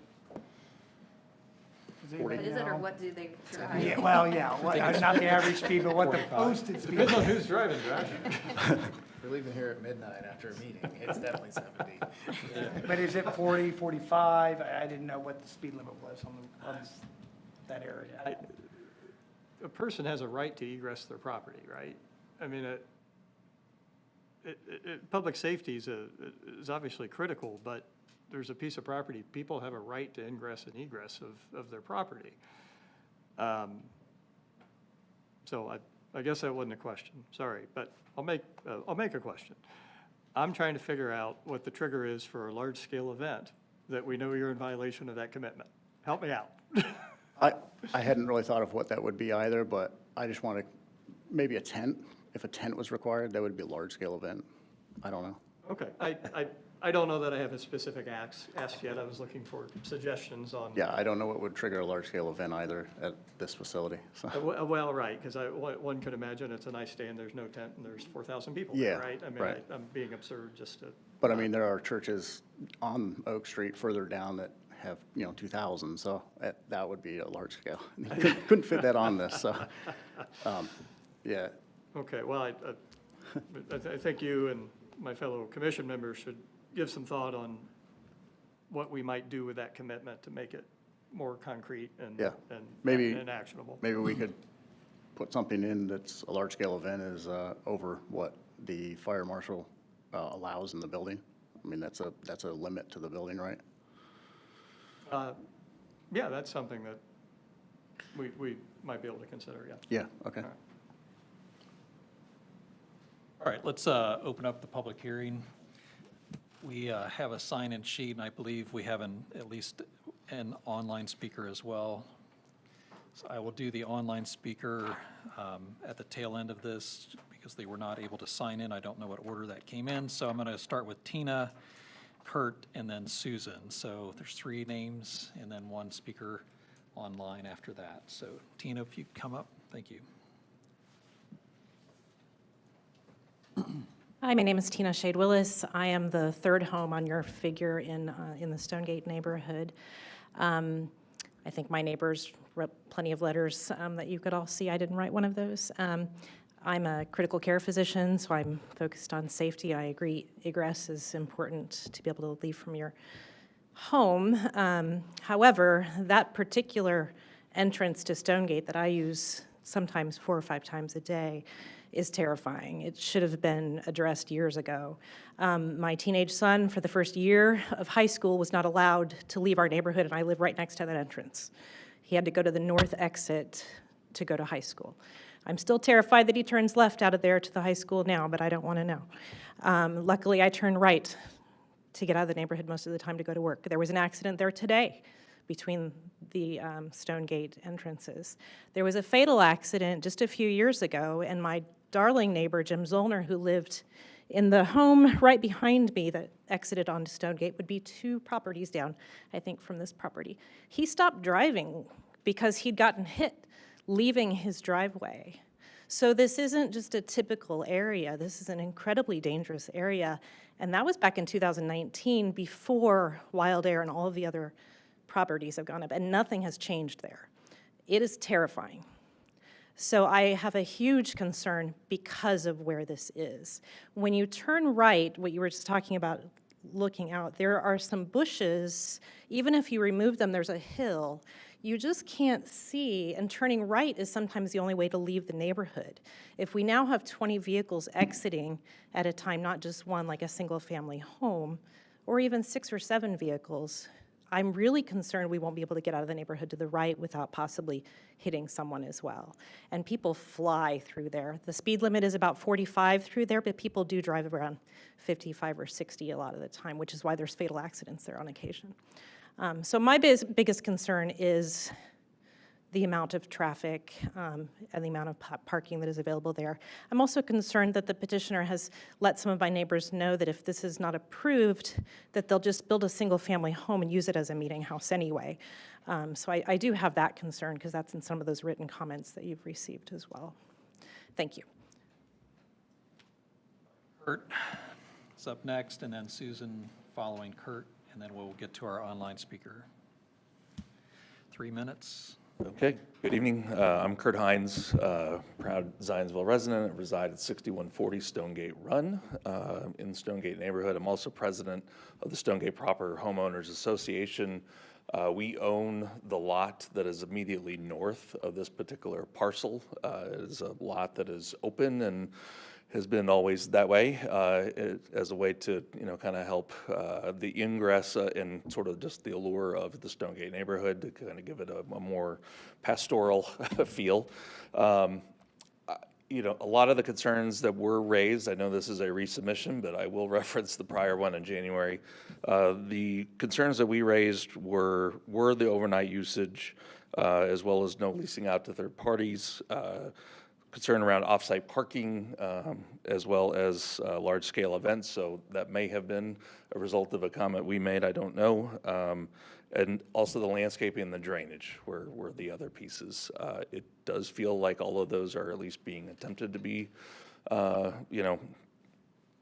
addressed. And I would also say that I share the concern around the safety issue. I do think turning left into that lot from Oak Street going right, going eastbound will be a significant problem. There happens to be a, passing lane right in front of the neighborhood entrance, the eastern entrance to Stonegate. That has been an important safety feature. That safety feature doesn't start until right after that. So I think that would be a concern, but I think all of the other concerns that are there, frankly, are being reasonably addressed. I would also say that, as I understand it, I know the prior person made a comment around the residential home. As I understand it, there's nothing stopping anyone from building a residential home and throwing frat parties or, having as many people as they possibly want there. I actually, for one, appreciate that the petitioner is actually trying to address some of those concerns and has voluntarily actually committed to some restrictions that would be part of the plat that, would therefore carry forward to the next, whoever might own it next.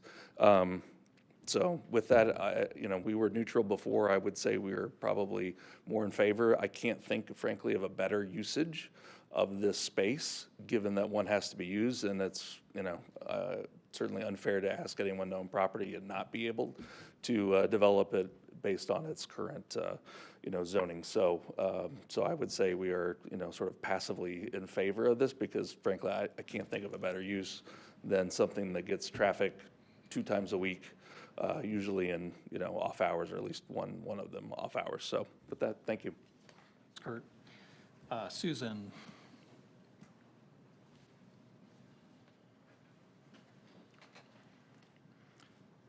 Again, Mike is keeping time, 3 minutes. He'll give you a 1-minute warning.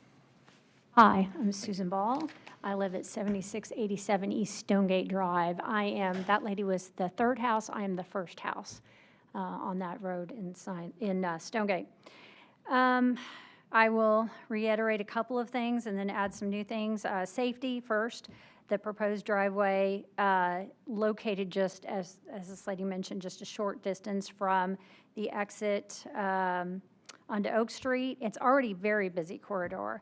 And as Stonegate residents are accelerating, turning, and merging into traffic, and now this is another congestion point that most certainly will cause some concerns and potentially some very dangerous traffic issues. Secondly, the overdevelopment of the site. The petitioner is now proposing this meeting house, which they're now calling a church, 25 parking spaces on just 0.6 acres. Extremely dense use of this parcel. And when you account for the building footprint, the parking, the setbacks, the stormwater requirements, everything, there's very little left for green space. It's just going to be a concrete parking lot. You know, it's definitely not consistent with the surrounding residential lots and will fundamentally change the look and feel of the area. Third is the incompatibility with the residential zoning. You know, this meeting house is an assembly use. It brings traffic. You know, I don't know how much noise, what exact activity they're going to be doing there, but it's not like a residential house that doesn't have that much activity going on. So overall, this is why I'm opposing this and feel that, you know, if it was just a residential house with a family living there, that's what it's zoned for and it should be used for. Thank you. Thank you. Thomas, I don't know if you're back there. Great, thank you.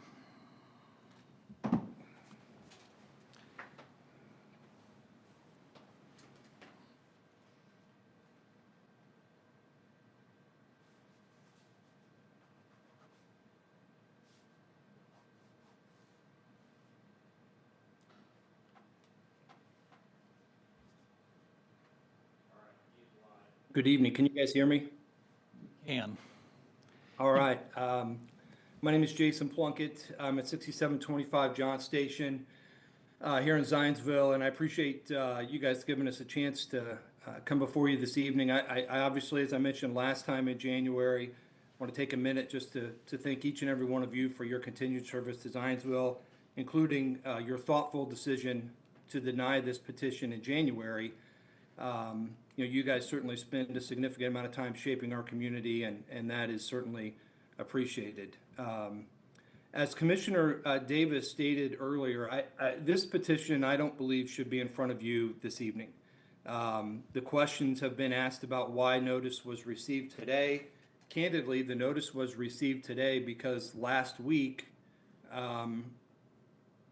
or 2 weeks ago, I received a notice from one of the neighbors on Oak Street. You'll recall I lived right next to this property at one point, 6750, and a neighbor next to me sent me a notice that he had received from Mr. Dale about the public hearing. So then I reached out to Roger and got a little bit of additional information and was able to formulate some details and pass that along to the POA yesterday. The reason that we didn't acknowledge this before was because the petitioner, I assumed, was going to have to wait 12 months because there were no significant changes to this petition. Certainly more parking. When you increase parking by 150%, that becomes a little bit of an eye-opener and certainly could be deemed as a change. But to Commissioner Davis's point, this proposal was denied back in January, and if you look at the previous filing compared to the current filing, the use remains the same. Meeting house, which we mentioned before, was not a permitted land use. The refiling references meeting house in the same number of times as the January submission. Page 1 identifies the request as the church meeting house. The narrative on page 13 and project description on 15 both continue to define this proposal as a meeting house. 1 minute. I was actually going to try to do this from the property so you guys could see the traffic come by. As you stand out of that property and look to the east on Oak Street, there's a significant dip in the road, one that doesn't even allow you to see traffic coming because it's so close to the Stonegate entrance and to the lift station. You actually kind of have to be a little bit further west before you can see traffic and feel whether or not you could time that appropriately.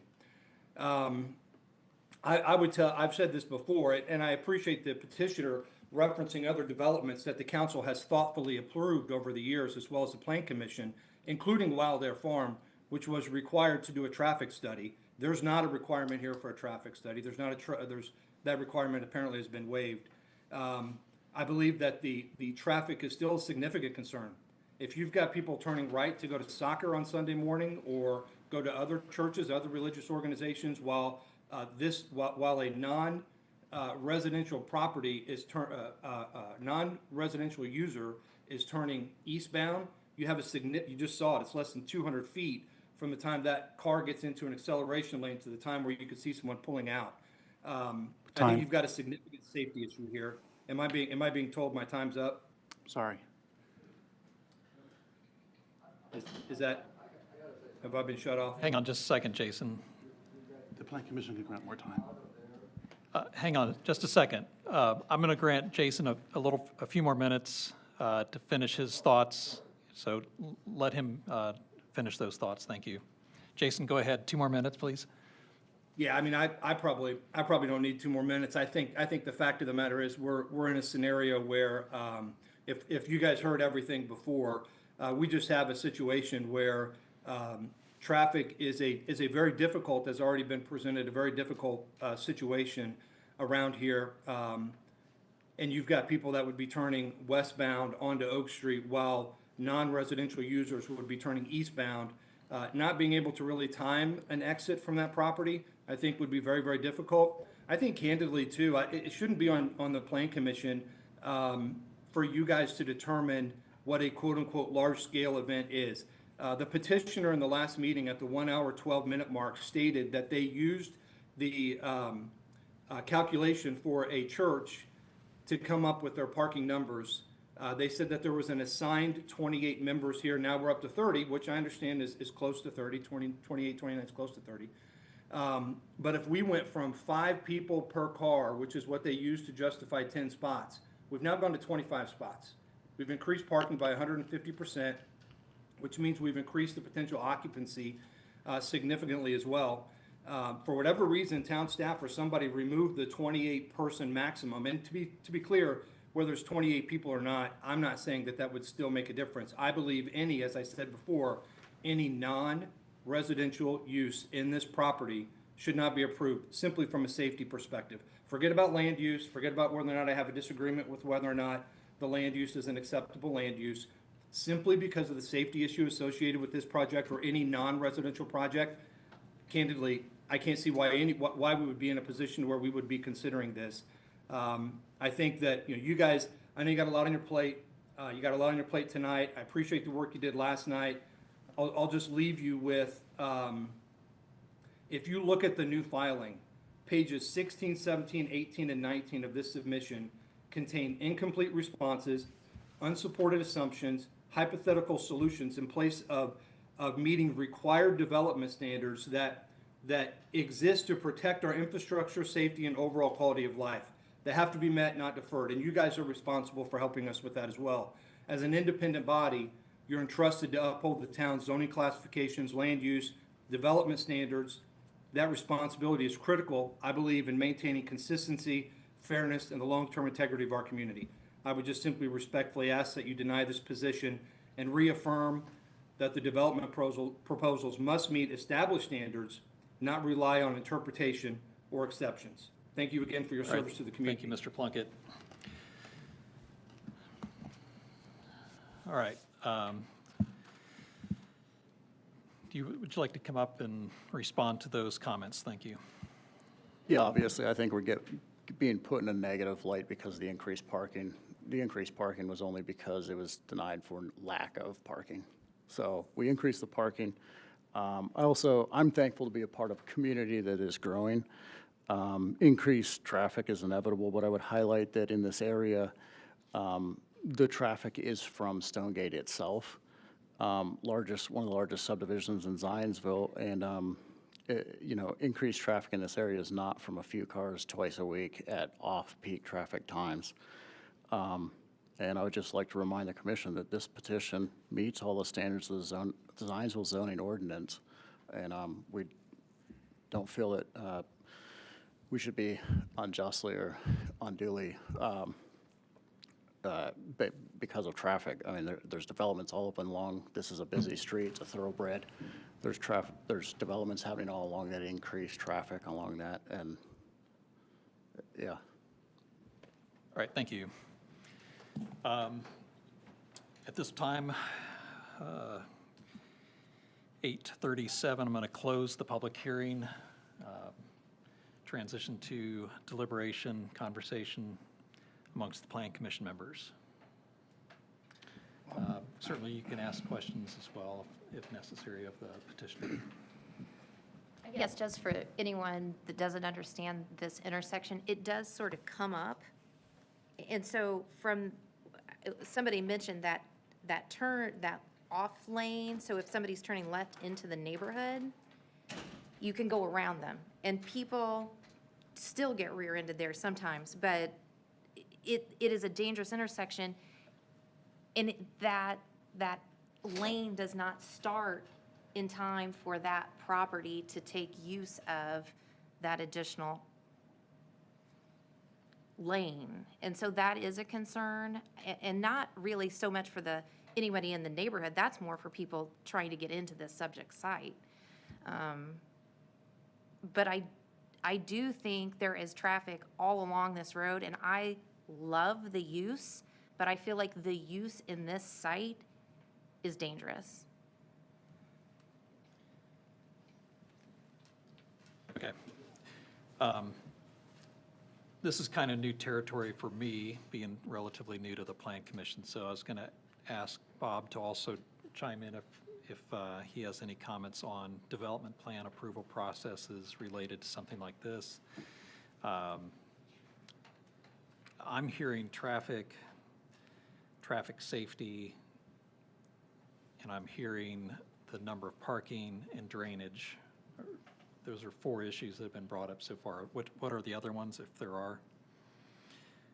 I guess I have a question for staff.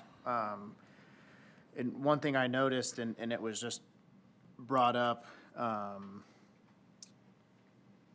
by Councilor Plunkett, when you go through, like you said, pages 16 through 19, how does staff feel about, is this a normal kind of response? I understand they're not a developer, like the petitioner isn't a developer and that sort of thing.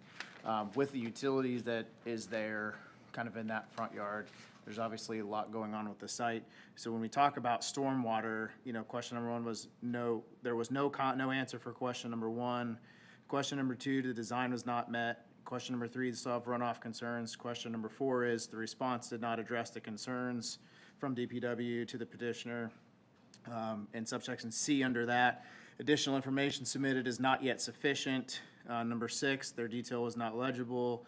Number 7, information was not provided to answer that question. Number 8, information not provided to answer that question. So with there being that much concern with the stormwater, with even it looks like just the subject site itself, whether or not it was a home or a gas station, is that something that we feel needs more time to actually see if this can even go there based on what this property is offering from that standpoint, from an elevation standpoint?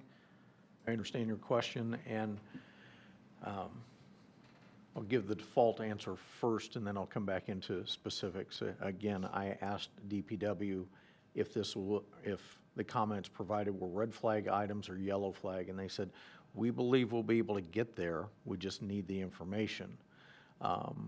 And by needing the information, they have requested it of the petitioner. To a large degree, some of the concerns raised regarding drainage are because of the increased parking area. Yes, there's still going to be some drainage things that have to be done, whether we're talking about 10 spaces or 25. But because the amount of parking, the hard surface area is so much more now, they felt we do need some more detail on how is this going to be addressed. That information has not yet been provided. Again, when I asked DPW, is this a red flag item? They said, we believe we'll be able to get there. We just don't have the calculations yet for this larger area. And how is it going to be, the drainage is going to be addressed. I know that one thing the petitioner is proposing is underground storage of water, but even with that, there are going to be some calculations needed to determine rate of fall and amount needed, and those have not been provided yet from the petitioner. So if we say, if this is approved conditionally, and I'm just kind of trying to walk down that path, if this is approved conditionally based on these number of parking spaces, and they are not able to solidify, or, to work out those concerns, would then it come back to us and them say, hey, we need to have 23 or, spaces rather than or what does that look like? Okay, if, I'm going to give you some if situations, which are dangerous, I understand. Yeah, I understand. But if the proposal were to receive a conditional approval as presented tonight with the 25 spaces, and then the drainage information was provided to DPW, and it just doesn't work,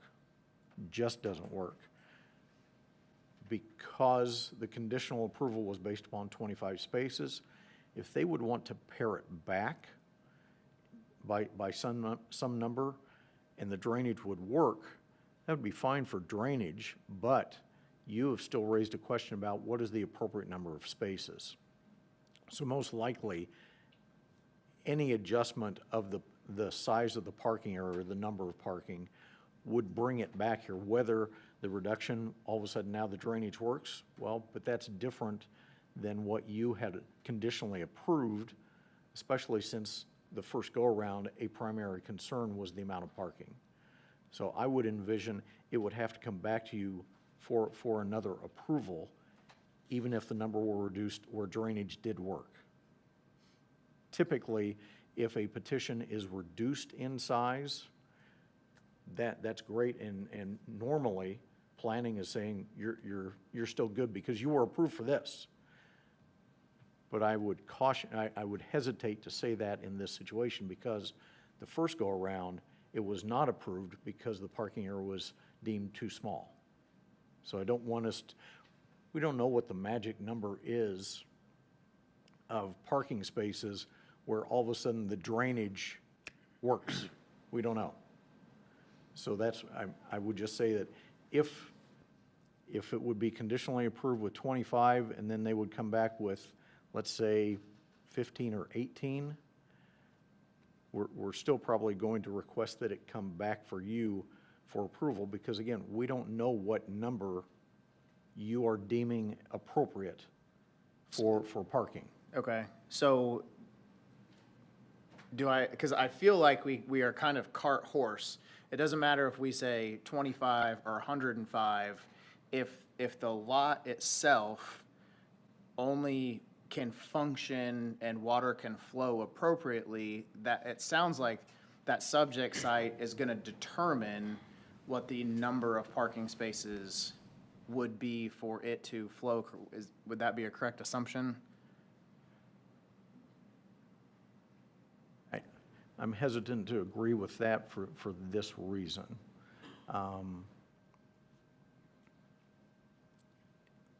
If the necessary drainage studies and calculations are done based upon 25, and the developer says, or DPW determines it's just not working, well, what if we cut it down to 15? Got to run the numbers again, and then it does work. Okay, I realize I'm kind of circling back to the comments I just finished. Right. We don't know if you think 15 is an appropriate number or not. Right, but with the 15, and that's what I'm kind of getting at, that 15 number then tells us that that's what the site can handle, right? And so I think you know, is 15, you know, and then it would allow us the opportunity to appropriately look at the project, you know, is it 15, is it 25, is it 8? Then, you know, traffic may be more of a concern or less of a concern, maybe the safety issues or the number, you know, of things, because in my opinion, they've had since January to work on what they can see from their responses and DPW's conversation with them that you have a site drainage issue.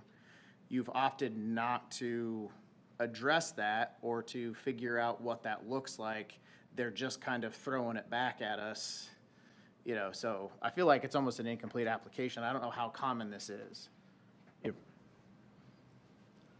I'll share part of the conversation I had with DPW, you know, on this topic of where do we stand with the number versus the study. And again, this was between myself and DPW. Petitioner was not involved in this conversation. The discussion was, so how do we find out the drainage? And they said, it's going to be costly, and can somewhat understand, having been denied one time around for the amount of parking, now to go and do a full-blown study on a number that may be deemed not acceptable, again, either too much or too little, it's going to be expensive.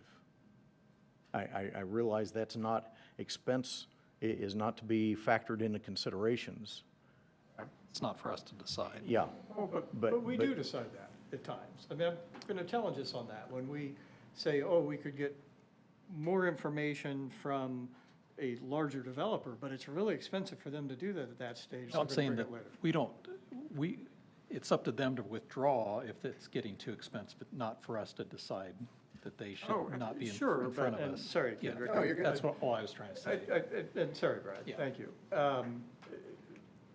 If the commission were willing, we could either ask, would they reduce the spots to a certain number that satisfied our, whatever our collective parking determination number is necessary, and then give them leeway. You can increase it up to 25, but we need at least X.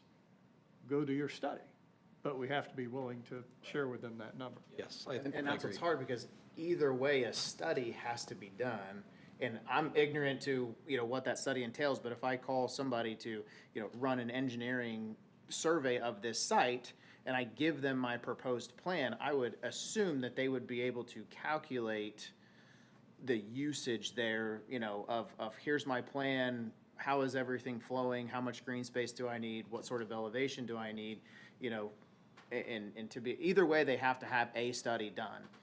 And I feel like, you know, it hasn't been done, and it's kind of just, I don't know, putting the burden on us, because I think it does, all of that is accumulative to our decision, to our safety decision. You know, is it a certain cap? Well, if we cap it at a certain number, but they can have half the spots, well, then is that number valid, or is the spot number valid? You know, and then is it truly a safety issue at 7 a.m. on Sunday morning or not? I don't know, you know, and it's a little frustrating that they're wanting to develop a commercial property and to not have a traffic study, because I think that is something that should be there. But again, I'm just trying to kind of have some conversation and deliberation about it, but in education.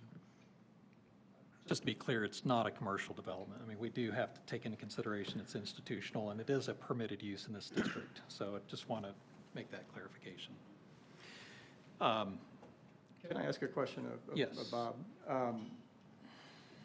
It was raised a couple of times about how this petition made its way to us, given a recent denial of the same petitioner, not the same petition, the same petitioner. Is that now a settled question because it's a staff determination? Or, perfect. One less thing to talk about. Yep. Thank you. I was going to ask for that clarification as well, so you read my mind. Question. Yep, Nick. Zoning being what it is, if this petition were submitted for a residential detached single-family home. Maybe it's the old woman who lives in a shoe, and she's got 28 kids, and they want to build a single-family detached home with 25 parking spaces around it. Would that be a permitted use? Residentially, it would. Now, whether or not they can meet all the development standards for that district, I'd have to defer to Roger on that. We'd be at the same, we'd be at the same discussion about DPW concerns with drainage. We'd be Yes. right back where we are exactly right now. And traffic and everything else. I tend to think that, I would echo the comment that this may be a little premature until such time as we are able to evaluate. I don't want to speculate on a different number of spots, but, you know, oftentimes judges have discretion sometimes to redraw contracts and tell you what's reasonable and what's not, and might not even be on the page that's before them. I don't know if we have the same opportunity here as a body, but I think I'd like to see some more input from DPW relative to a drainage study. I'd also like to see potentially right in, right out only. We had a project last night that was subject to those same restrictions, albeit imposed by a different body, but that I'm just voicing my preferences. So I'm right with Nick. There's, you know, I'm looking at the recommended motion by staff, and there's 5 conditions on this thing. Everything from complying with the fire department, to landscaping plan, to the DPW. This is a lot of gaps or check marks that haven't been checked off yet for me to make an intelligent decision on this. It's just, there's a lot still that has not been answered.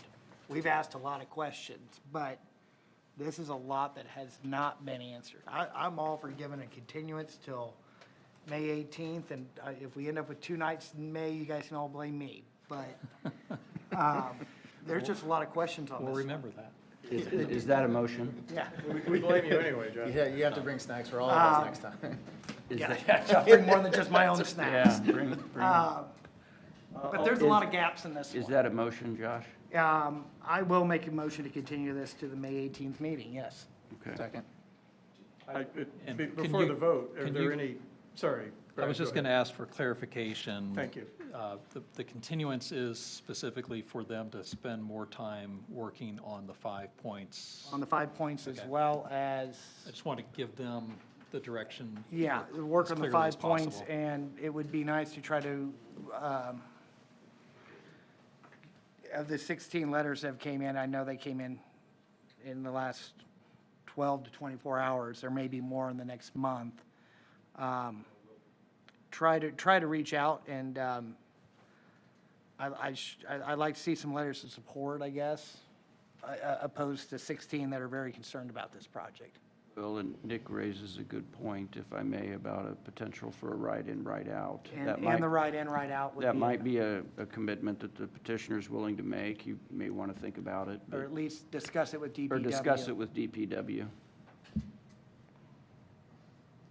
But it's tough for me to make a decision with this many conditions that have not been answered. Yeah, and I think we'd make these on, again, any site that goes in here. I mean, these are, you know, very valid, reasonable, you know, objective datas that we are. Just kind of, we had this conversation last night, the right in, right out, some of the unintended consequences. Maybe we want to look into that too, because I can see people coming eastbound on Oak, turning into Stonegate, doing a U-turn there at the median to be able to then get into the church. So, and Going all the way around there's nothing Stonegate. legally that, those are public roads. They You're right. can do that. So if you ask for that, you may get a movement of vehicles that you don't want. So just keep Fair that in point. mind. Fair point. In this case, if they just continue a little further, they actually hit a roundabout to come back, That's true. which is absent in last night's petition. Yes. Yeah.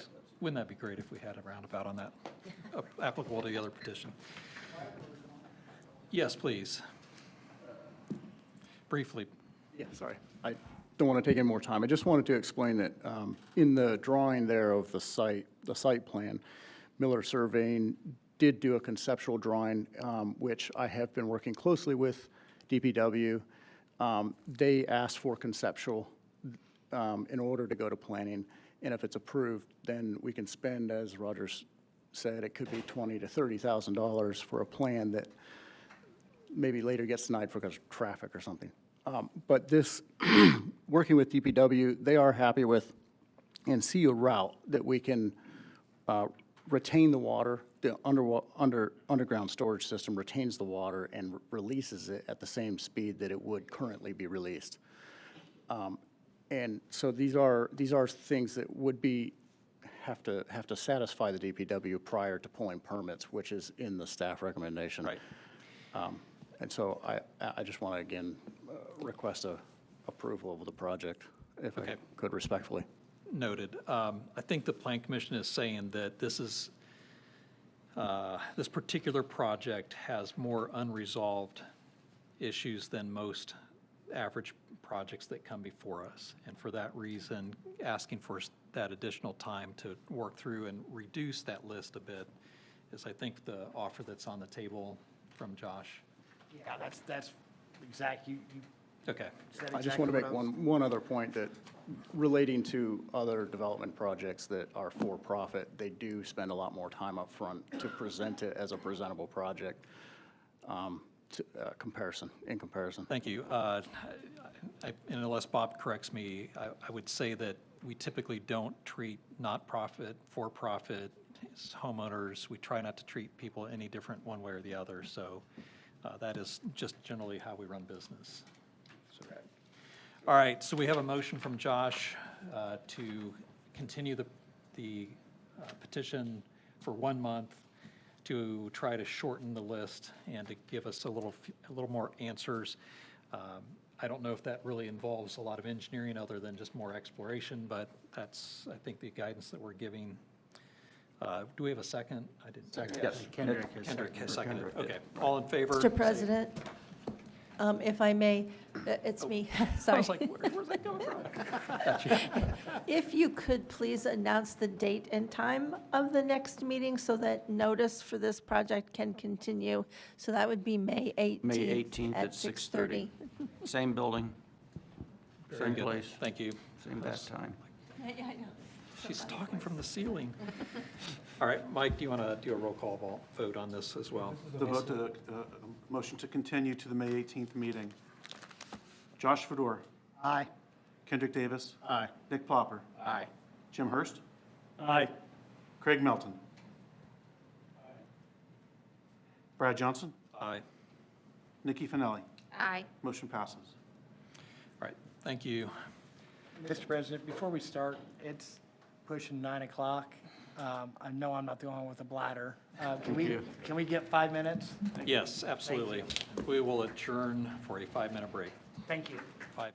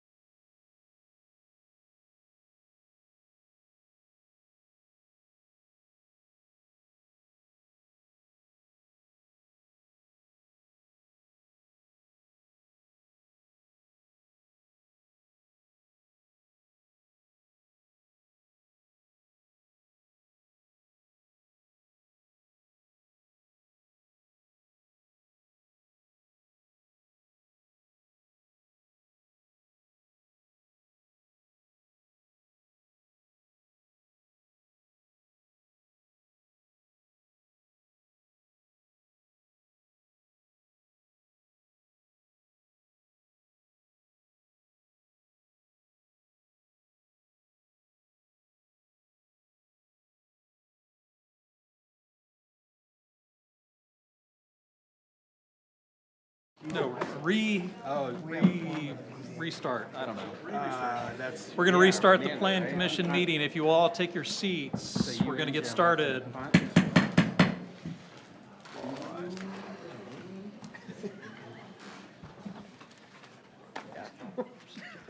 All right, next on the agenda is case number 2026-16-DP, Lucas Recker, The Market at Holiday Farms.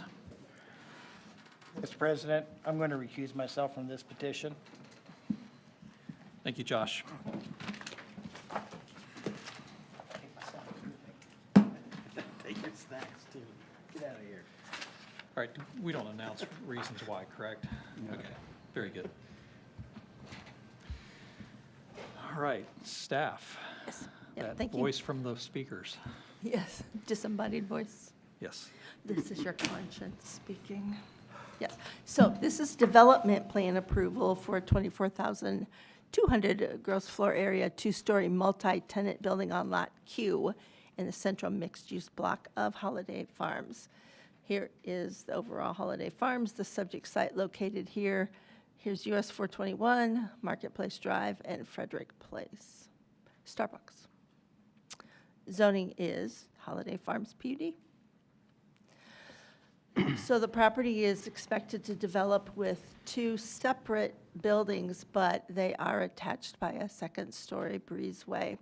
Access is from Frederick Place. There's also a cross-access easement coming from the adjacent property that was part of the overall Holiday Farms plat for this section. So the plans include landscaping, site lighting, signage, building architecture. So the architecture is, hope that's next. Oh, here's the landscaping plan. The landscaping, the lighting, the architecture, we feel does comply with the ordinance, and the petitioner has submitted the architectural review board letter from the Holiday Farms. So you can see they've got the required landscaping along 421, parking lot landscaping, interior and perimeter, and then building foundation landscaping. And the building elevations, again, have been reviewed and approved through the Holiday Farms Architectural Review Board. The proposal was considered by the TAC committee. DPW has a couple of very minor issues concerning electrical cross-access easement that they need to have cleaned up. So that's a condition of approval. Staff has also noted that the sign proposal includes 3 ground signs. Properties in this area only are allowed to have 2 ground signs, but the size of the proposed signage does meet the standard. It's just they can't have 3, they can only have 2. So that is also another suggested condition from staff that the sign package is resubmitted to staff for approval, and that sign package would also show wall signage, tenant signs. With that, I'm happy to answer any questions or turn it over to the petitioner. All right, any questions for staff? Hearing none, I'll ask the petitioner to come up to the podium for a up to 10-minute presentation. Mike will keep time and give you a 1-minute warning.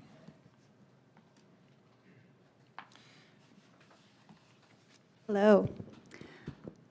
Good evening. For the record, my name is Amanda Miller, 11576 Willow Bend Court. I'm here tonight representing the development team as an owner's representative for the market at Holiday Farms. Before we get started, I just want to thank the commissioners, staff for feedback, guidance, and your time and collaboration on this. I live in Zionsville. I've been in Zionsville for about over a decade now. My husband grew up here. We have 3 boys at Lions Park almost every weekend. This is a personal project to us. I want to highlight that our project team has done many projects in Zionsville that was very strategic in picking our project team. We're working with Ashton Fritz with Fritz Engineering, Todd Rotman with Rotman Collier's Architecture, who are both here tonight and have been instrumental in helping us shape this project. It was important for us to build a team that understands Zionsville, not just from a design standpoint, but from a community standpoint. I'm also representing Luke Rucker. He's a developer for the project. Luke and his family live in Zionsville. He understands the uniqueness of Zionsville, the character, the small businesses, the park system, the sense of community that we value here. And I think one of the things we all recognize is that you can't always sit back and hope that that continues on its own. Sometimes, if you want to see more of that in your community, you have to step forward and you have to help create it. Luke is not a developer by trade, but was in a position to do that, and that's what really led to this project. Our goal is to create a small-scale, high-end, mixed-use commercial development that serves both the neighboring residents and the broader Zionsville community. This is not intended to be a typical strip center. It's meant to feel curated, walkable, connected, something that adds the fabric of the community and doesn't detract from it. One of the driving forces behind this project was the inclusion of the park space. Zionsville is very family-oriented community. It creates, it's full of spaces where families can gather, spend time together, and stay connected. This sits along a trail system that, once fully connected, will see consistent use. And in this corridor, there are very limited public gathering spaces or park amenities. So this was a very intentional decision to create a space that isn't just for the development, but for the broader community. A place where families can meet, kids can play, and people can connect.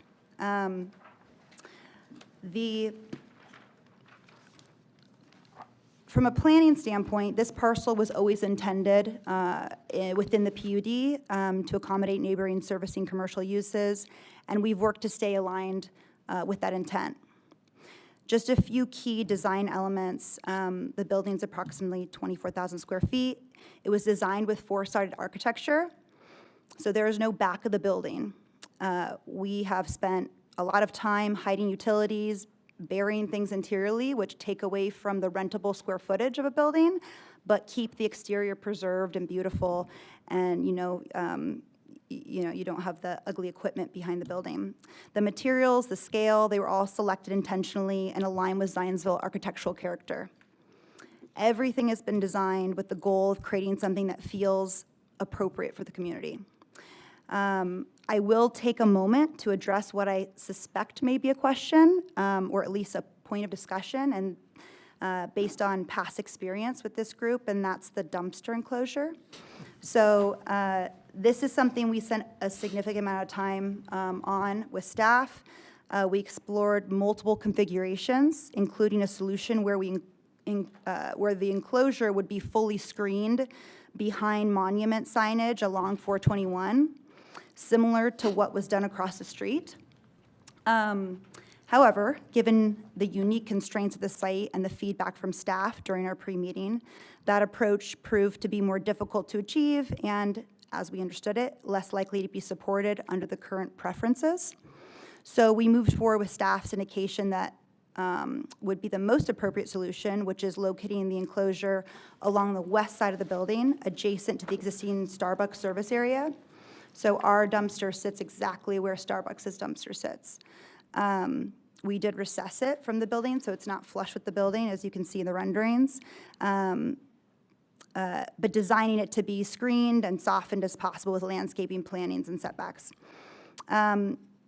I would also note that this is a particularly constrained site. Thank you, Ashton, for your hard work in trying to make this site work. We're working with multiple fixed points of access. So we have the Starbucks easement access, we have Frederick's Drive, and then the internal marketplace drive, as well as a significant utility easement along the frontage. Also, we wanted to make sure the park was away from 421, and so the design of the building was to kind of encase it that way. Our ability to reposition or fully conceal certain elements is a little bit more limited than it may appear at first glance. That said, we've approached this very intentionally, and we've done everything we can to minimize visibility, particularly from Michigan Road, through both placement and landscaping, but we're open to feedback. As far as uses go and tenant mix, our leasing strategy is to have a curated mix of tenants that enhance the overall project experience. So we are looking for small businesses, local businesses, boutique businesses, unique dining concepts. The goal is to create an active, walkable destination that, feels authentic to Zionsville. We also understand the importance of traffic flow, safety, and overall site functionality. We've worked closely with our engineer and staff to address those items, and we'll continue to refine if anything is needed as we move forward. At the end of the day, we believe this project aligns with the intent of Holiday Farm PUD.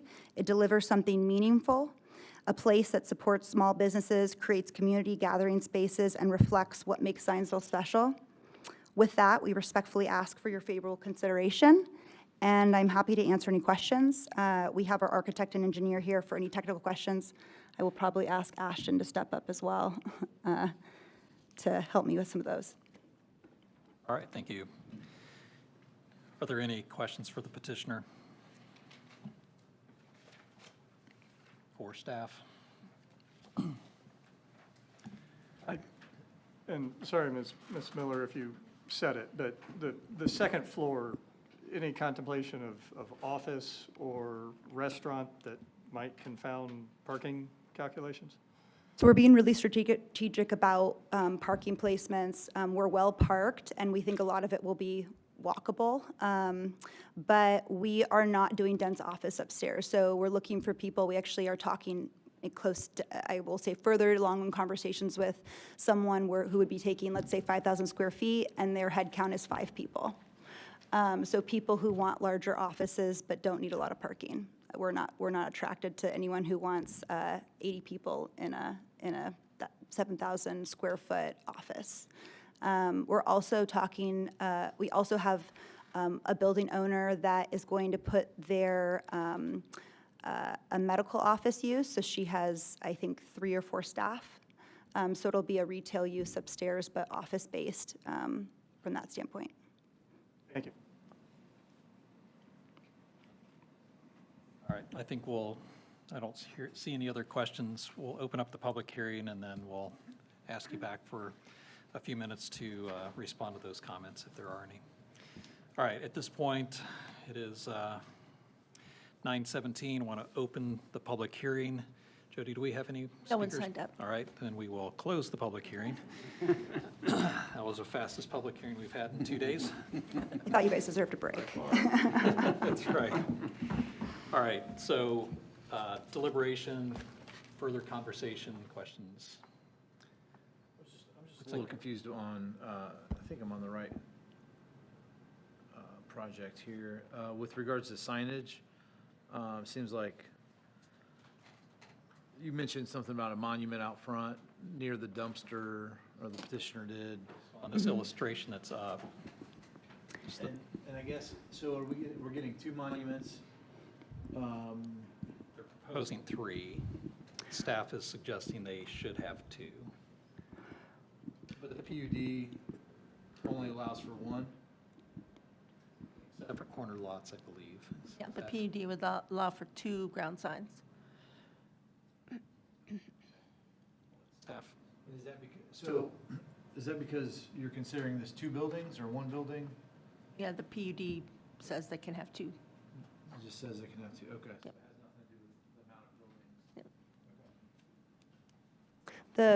I was just going to say, the signage on Fredericks Place and the signage by the easement going from Starbucks into our development are more like wayfinding. They're not, I would not consider them large intrusive. It's more to say, hey, by the way, you can access us from here, which is a little bit of an awkward way from Starbucks, since we don't have any access from Marketplace. So the monument sign facing 421, that would be really our true monument sign. This would be like smaller wayfinding signs.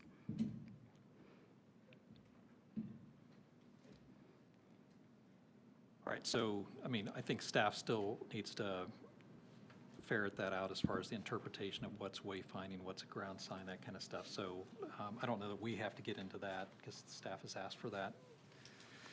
I'll just say that I have no issues with the dumpster location. It's fantastic. Thank you. Yeah, round of applause. I also would like to correct Jody. She called it a breezeway. I want to call it a sky bridge. I mean, Zionsville should have at least one sky bridge. That's what we've been calling it, so yeah, I like that. All right, perfect.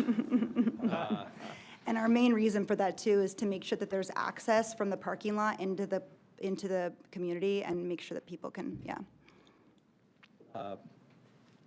I went through this pretty thoroughly, and the only thing that kind of jumped out at me is the acorn lights, and maybe that's a tradition for the neighborhood, I don't remember, but that's not typically a dark skies type of light fixture. So I wanted to at least ask if you would be willing to consider something that's gonna keep light going down instead of towards the sky. I would. We had to put those in per the PUD standards. Okay. All right, I'll leave it at that. Not a fan, but. And then the only other thing that really piqued my curiosity is whether or not the sidewalks on the parking lot side of the building were wide enough for the expected persons that are going to be on there. I think it's maybe dialed in at 6 feet. In some of the illustrations, it just looks like a pretty narrow sidewalk, and maybe it's just the illusion of the illustration, but I know that, so which side of the building are most people going to be entering? Is it the parking lot side? Or is Parking it lot the- side, Okay. yeah. I'm just wondering if that maybe needs to be just a little bit bigger. If it's even possible on the site, that's probably my strongest objection. So, and I'm not even sure if it's an objection, it's just a Yeah. concern. Let me find out how big they are currently. I know we meet code and standards, but.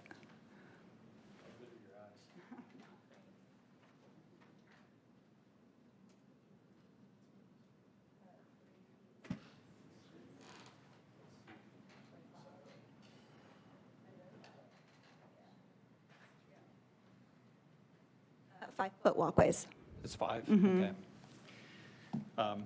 Would you be receptive to, and is it possible to fit a 6-foot sidewalk there? I mean, we're not talking about a big difference as far as, I wouldn't expect anything more than that, but is that possible?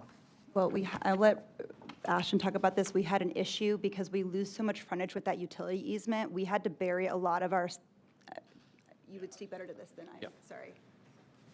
Hi, Ashton Fritz with Fritz Engineering. The building foundation landscaping is required to be 3 feet, and that's what we have. Unless we could shrink that to 2, we don't really have another foot. So It can't be accommodated in the parking lot, drive aisles, anything like that? Okay. fortunately not. All right, so I've kind of shared my thoughts about it. What are some other thoughts? Any other concerns or questions? I don't have anything. I very much appreciate that this is not a rectangle or a square, but on the absolute, epic boundaries of this entire lot, and that, this, and like you said, we have set up here, I don't know, I've said it multiple times, for this community to get involved in developing this community, and this shows what that produces. In pretty much every phase, from the park to the design of the building to the down to golf cart parking, and so I'm very, very appreciative of the effort that you guys have gone through, and the thought that was put into this, and I think that definitely is reflected. So I'm hoping that this is a trend that continues. So thank you very much for your hard work. Dick, you have any comments? Anyone else? All right. I would only say that I hope your design team and the brains behind it bring more projects in. We're hoping this becomes a standard that people will repeat. We deserve to have projects like this and people who want to do legacy projects that, grow with the town. So, yeah, I hope so too. Thank you. All right, we need a motion. I move that docket number 2026-16-DP, a development plan for a 24,200 GFA two-story multi-tenant building on Lot Q of Section 7 in Holiday Farms in the central mixed-use block of the Holiday Farms PUD be conditionally approved based on, number 1, the findings in the staff report and the staff recommendations. Number 2, submitted findings of fact. Number 3, resolution of outstanding review items identified by DPW's comment letter in Exhibit 5. And 4, the petitioner shall submit a revised sign package that complies with the PUD sign standards or seek an appropriate variance or variances from the Board of Zoning Appeals. Do we have a second? Second. All in favor, say aye. Aye. Any opposed? None. Perfect. Thank you so much, appreciate it. Good luck with your project. Somebody could get Josh back in here. Leave the snacks behind. Somebody steal his snacks. Get him. Get him. Yeah, look how sad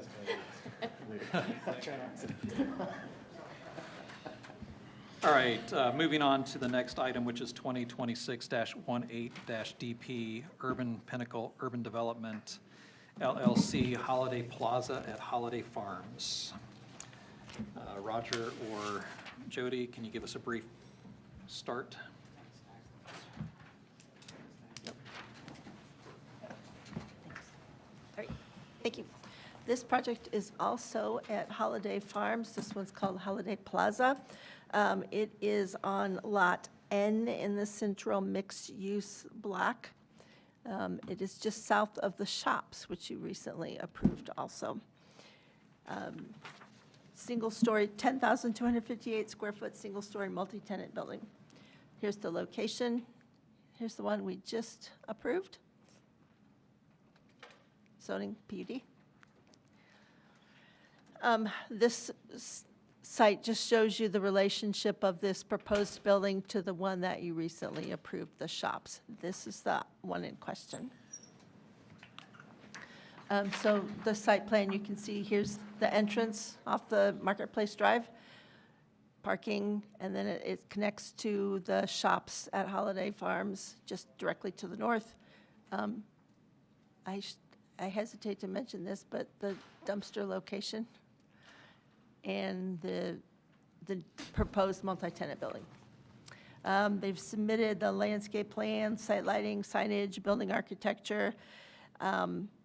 Primarily the architecture's, oh, sorry, I don't know why I put the landscape first and then talk about architecture, sorry. But the architecture, the landscaping shows the required buffer on 421, parking lot, landscaping, and perimeter plantings on the building foundation.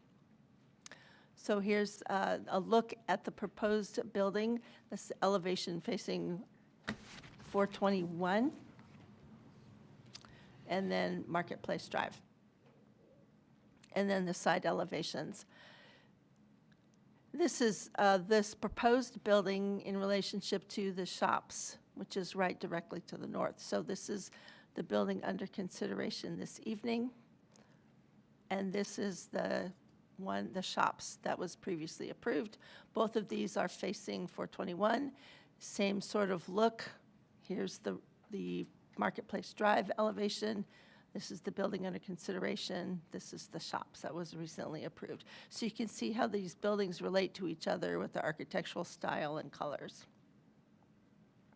The petitioner also submitted an elevation that here's what it looks like when the landscaping grows up, so you can see how much plantings are there.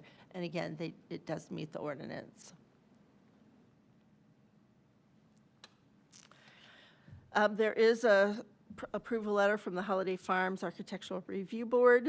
The project does note a ground sign along Michigan Road near the south of the property, which does comply with the PUD regulations. And I'm sorry, I'm going backwards now to show you where that is.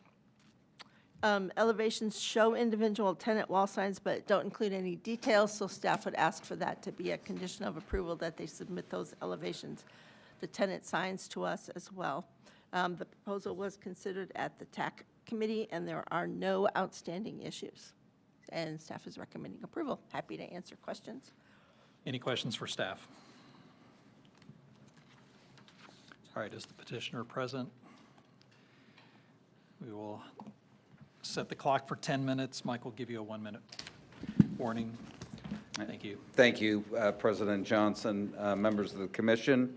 Joe Calderon, 11 South Meridian in Indianapolis. We do have representatives of the whole project team, including our civil architect, construction manager, and ownership, in case you have any questions for them. This project, as Jody mentioned, is somewhat of a complementary piece to the shops that you approved for Lot O a couple of months ago. The building is slightly smaller. The one issue that we'll just put out to you, because it was such a large part of the discussion with Lot O, was the dumpster location. I think the commission does expect tonight that the dumpster location, which is right next to the Lot O dumpster, is the location. What it does is just creates... Just so you know, I will not raise any issues with it. We watched We it can intently skip- for 45 minutes. We can but skip that. Yeah. That part of your presentation, I'll get back to. No, the main things that we want to bring to your attention tonight are the fact that we do come to you with the Owners Association approval. They did ask that we change out one end cap of the building, which was a kind of a board and batten metal material, so it's really an all brick building. All four-sided architecture, very similar in flavor, in fact, the same designer as Lot O. We do have a little twist in that we have a shared driveway with Lot M to the south. So our main entry is on the south side of the lot. We did tender a recorded easement to planning staff, so there's nothing to worry about in terms of legality for ingress and egress from Marketplace Drive. Our landscaping plan, we think, hits the mark in terms of the screening that you need in the green belt along Michigan Road. And our TAC comments, we had none from fire. We had several from DPW, all of which were addressed between TAC and final submission of revised plans on March 30th. So we're happy to agree to the staff condition about individual tenant signs. We just had placeholders because we don't know each of the individual tenants. We just had band space for them on the building. We do have one ground sign set off to the southwest near Michigan Road, which does meet the PUD requirements. So with that, I'll stop and answer any questions that the commission may have at this time. And again, we have the project team available. Thank you. Are there questions for the petitioner or staff? All right, at this time, I'll open up the public hearing. The time is 9:33. Are there any persons that want to speak in regards to the matter? No one signed up. Hearing none, we'll close the public hearing at 9:33. Another short public hearing. All right, so Planning Commission members, deliberation, questions for the petitioner? I really don't. The three factors it has to check off, it does. So I don't know that I have anything to add. The only thing that jumped out at me is the landscaping, the different, the image that's up, the top set of facades that face 421, you see that the one on the right that we've already approved has landscaping in front of the facades, whereas this one is void of that. I see it shows up in some of the plan drawings, but it also then doesn't show up in other plan drawings. So I'm just trying to remedy what is it that we're approving. And also the previous building, the previous applicant that we just approved We talked about a 5-foot sidewalk versus a 6-foot sidewalk, and they said they couldn't fit it in there because they had to do 3 feet of landscaping in front of the facade. So does that 3 feet not apply here? Yeah, no, the landscape plan does show the appropriate landscaping along the building. Okay. I would like, if we make a motion for the approval of this, is that the drawings get updated to reflect that consistently as part of the final package that then gets The stored in our elevations file. to update, yeah. Yeah, it does bother me when we see one drawing show one thing and another drawing showing something else. And actually, we have probably at least three different iterations here of what the front landscaping is. So a condition of updated elevations. Yeah, would be I just think for sufficient. the record, it should all be consistent. I agree. In this particular case. If there's only other thing I would say is that because there is a drive on the south side, is that that south elevation, I wouldn't call four-sided architecture just because it has brick. It just doesn't feel like a finished facade. It feels like a utility space to me. I don't know if there's any wiggle room there or any opportunities for aesthetic improvements, but to me, that's not four-sided architecture. On the south elevation? Yeah, and you do have a drive. You mentioned that, and I think that's important distinction of that side. I wouldn't ask for it on the other side because it's not a side that has a drive.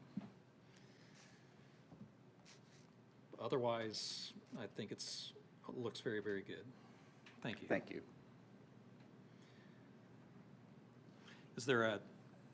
Are there any opportunities there for improvements? And then, do you want to?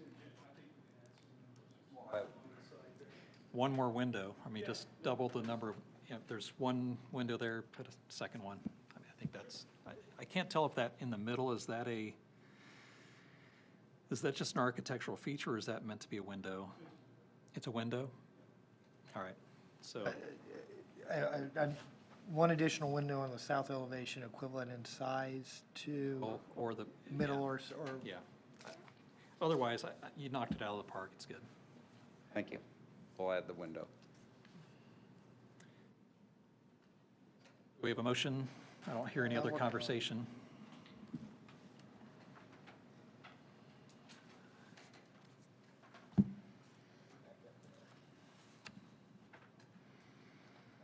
I move that docket number 2026-18-DP, a development plan for a 10,258 square foot multi-tenant building on Lot N of Section 7 in Holiday Farms be approved based on the findings in the staff report, staff recommendations, submitted findings of facts, an updated elevation package, and one additional window of equivalent size on the south side of the building.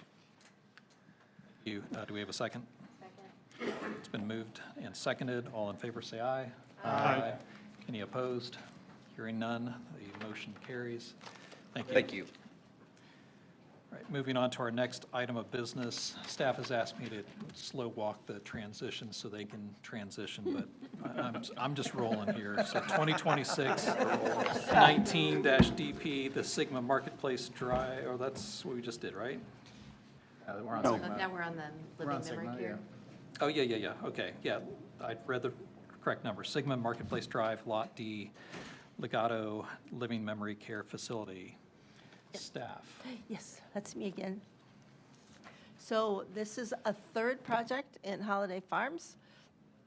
Again, here's the market that we just approved, and then Holiday Plaza, and right across the street is the subject parcel.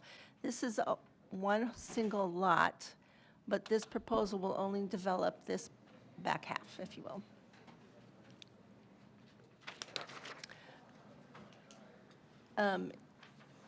It's a different orientation here. So here's Marketplace Drive along the top of the page. Again, the access would come right off Marketplace Drive. The entire site is here. And the proposal would only develop, here's the access drive, parking, dumpster, and the memory care facility here. So this is proposal for a 5,732 square foot, single-story memory care residential facility in the central mixed-use block. These types of uses are permitted in the PUD in the central mixed-use block. Plans, of course, include landscape lighting, which were all included as part of your packet. I would just point out the landscaping plan here. In the conceptual plan, when Holiday Farms was approved way back when, there was a buffer area shown on the conceptual plan, and that projects that develop on the west side of Marketplace Drive are supposed to install that. And so that's the reflection here. Otherwise, the project does have the required perimeter around the building landscaping. There's landscaping around the dumpster area. And then the parking lot looks large, but it's pretty small, and it only requires one interior landscape bed. This is future development. It's shown on the site just to give you an idea, but you're not approving this part of the development tonight. So the building architecture, you can see it's a single story with that rather prominent roof. Cupolas, not cupolas. Dormers. Yes, that's the word, dormers, showing it's brick, and it does have the architectural approval letter from the Holiday Farms Architectural Approval Board. Oh, sorry, there is one sign, ground sign, that will be located in this landscape bed, which is permitted and meets the standards. And that's just a rendering of what the building would look like.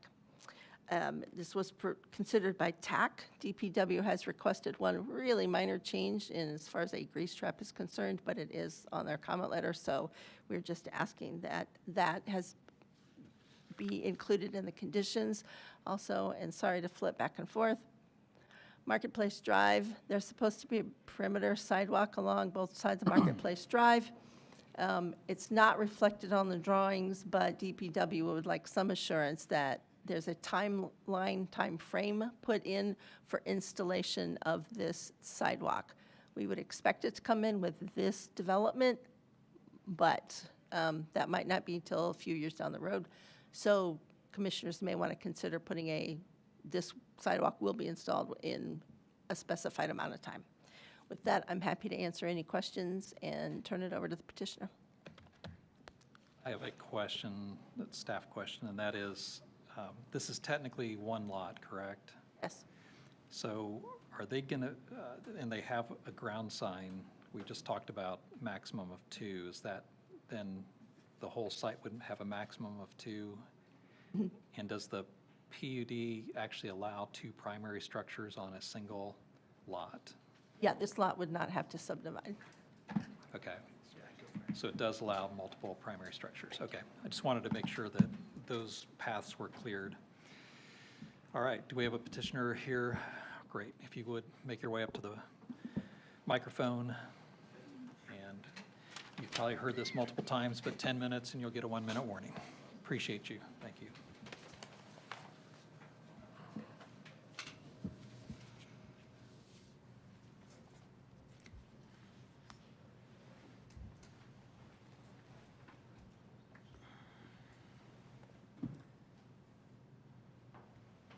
Well, while Doug's setting it up, just thank you guys for, and gals, everyone, for having us here. Just wanted to say I have Dave Berman, Jay Arvin from Sigma helped us design the homes, and have Doug Hall here of JD Hall Land Survey as well, helping do the technical stuff. So if you have technical questions, they're probably the best folks to ask. And just like to thank Roger and Jody as well for working with us to get this done to this point. So thanks so much. We'll jump into this in a second, but my name's Andy Hine. I'm the owner of Legato Living. We own and operate and build boutique memory care homes for folks with Alzheimer's and dementia. So before I jump into this, I'll just give you a little bit of background on Alzheimer's and dementia and why I'm here. 1 in 3, Alzheimer's Association has said that, has a study out that 1 in 3 people in America will die with some form of dementia. 1 in 3. So you look around this room, that's a little scary. So it's a lot of people. The baby boomers are getting older, so more and more people are getting affected by that. Just in our community of Hamilton and Boone counties, there was a survey done of people, just not dementia, but people. In 2024, there's about 80,000 people 65 and over in our community. By 2029, there will be over 100,000 people. So it's an increase of 33%. The other folks, 85 and over right now, there's about 8,000 people in our community that are 85 and over. This is staggering. By 2029, there will be 12,000 people, an increase of 50%. Most of our residents are in that 80 to 85 and over standpoint. So there will be an increase of 50% people, 4,000 people, 1 in 3 who are going to have dementia. Right now, we don't have enough care, frankly, for existing folks, much less in the next 3 years. So that's one reason why I'm here. Our model is a bit different than the bigger facilities, the bigger boxes. We make homes.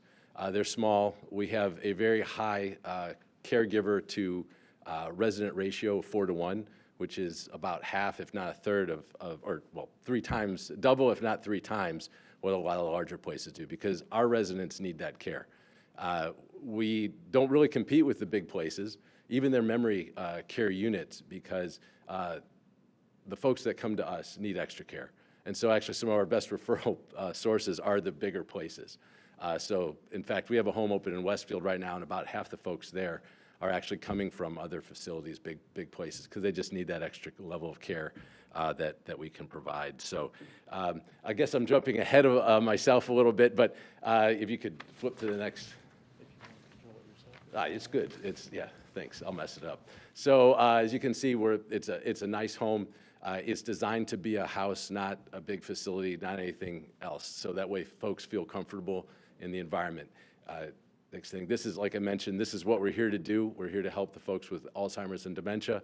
We do have one home in the area open right now in Westfield, and we just recently won the best care assisted living facility overall in our area, not just for memory care, not just of small places, but overall. We just won that award, and I'm pretty pumped about it. And then also we were nominated in Westfield as one of the top businesses. We didn't win it, but we came in the top 3, so that's pretty good. So we're really excited about that. I'm also excited about this location, because what I love about the lot is that it's tucked away. It's not facing 421, it's tucked away. It joins kind of the community itself, right? So our backyard is joining the backyards of other people, and that's important for our residents. It still feels like home. So yeah, we're gonna have obviously fenced in backyard. We're gonna have some gardens in the back, raised gardens so folks can do gardening and such, but they're part of the community. And this is great because there's golf, people take golf carts. They can see their parents, they can see their grandparents that way. It's a great location. I can't think of a better one, really. So the whole goal, like I mentioned, is to create a home for folks with dementia. The building, thanks to everyone here, the building meets all the requirements and uses dictated by the PUD. Everything's met, and we're in R4 residential occupancy. This gives you some of the dimensions of the home. We do have, the difference between your home and our home is that we do have a lot of fire suppression systems. We do have a lot of other things added to it, and rightfully so. But, and we do have, actually, there's 15 spots, not 13, so sorry about that. We do have a nice amount of parking for folks to come in and out and see their loved ones. Here's just some of the elevations and some of the floor plans. Have a nice big common area for folks.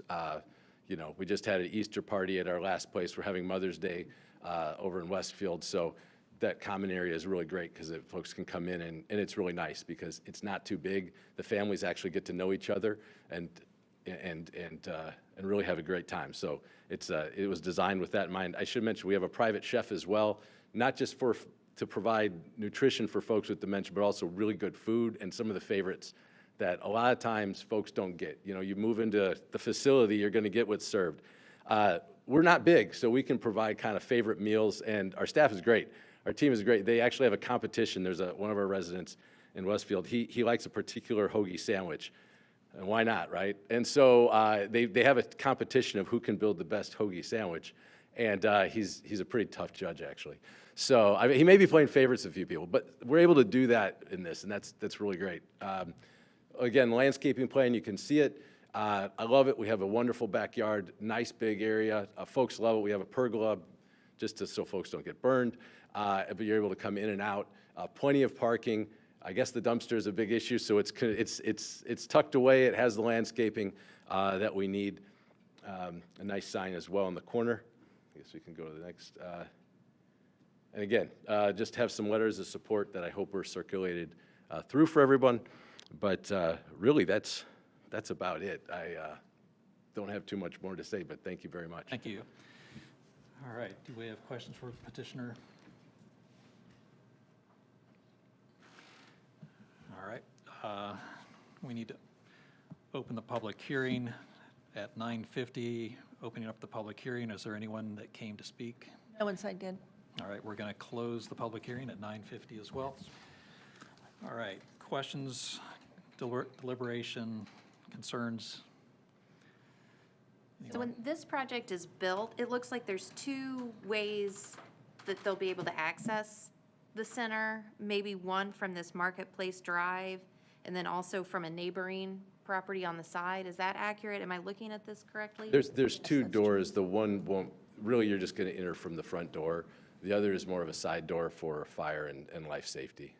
Okay, I meant vehicular access. I'm sorry. I'm sorry. Sorry I did about not that. make that very clear. In my head, it made sense because I knew what I was asking. But, so, I guess I'm just asking, will they both be available before this the building that's closer to the road is completed? Yes. Or will there only be one at the time? No, they'll be both. Points will be available. Okay, The top one on this exhibit is through the Springhetti property that's under development right now.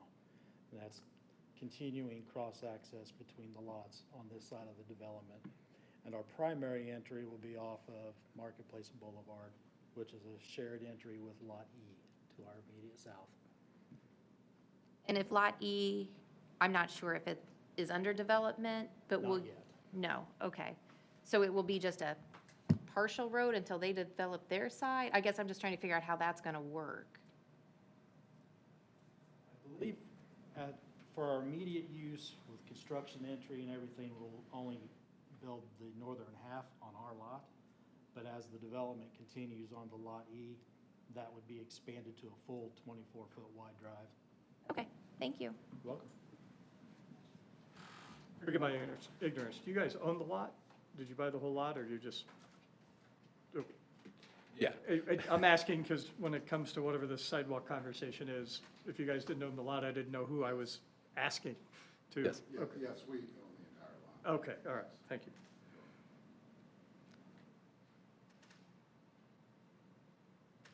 Anyone else?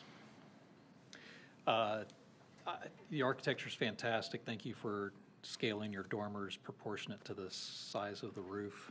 Sometimes that gets underdone and it just kind of looks goofy. So nice job there. I know that in the previous project several months ago with the dumpster being in the parking lot, I think we had landscaping on all three sides. This shows two sides. Is that a physical possibility to landscape it on all three sides? Obviously. On the sidewalk on the southern side of the dumpster area.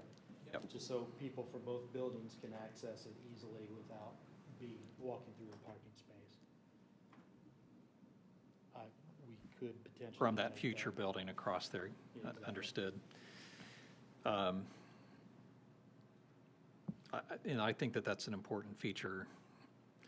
I'm just wondering if there needs to be a small separation between the dumpster enclosure and that sidewalk to put in some landscaping there, or, I don't know, some other thoughts. We did ask for landscaping on all sides of the previous one.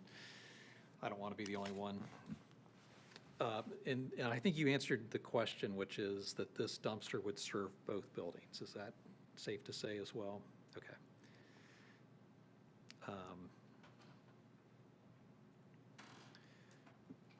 All right, I might be misremembering on some of the more intense dumpster conversations, but I think they had It was a 421. dumpster dive of a conversation. I think they had so- 421 frontage, did they not? And They that was were, part of and that's the- why I'm not as adamant about it because of the. Okay, It's not and- as so conspicuous of I- a spot.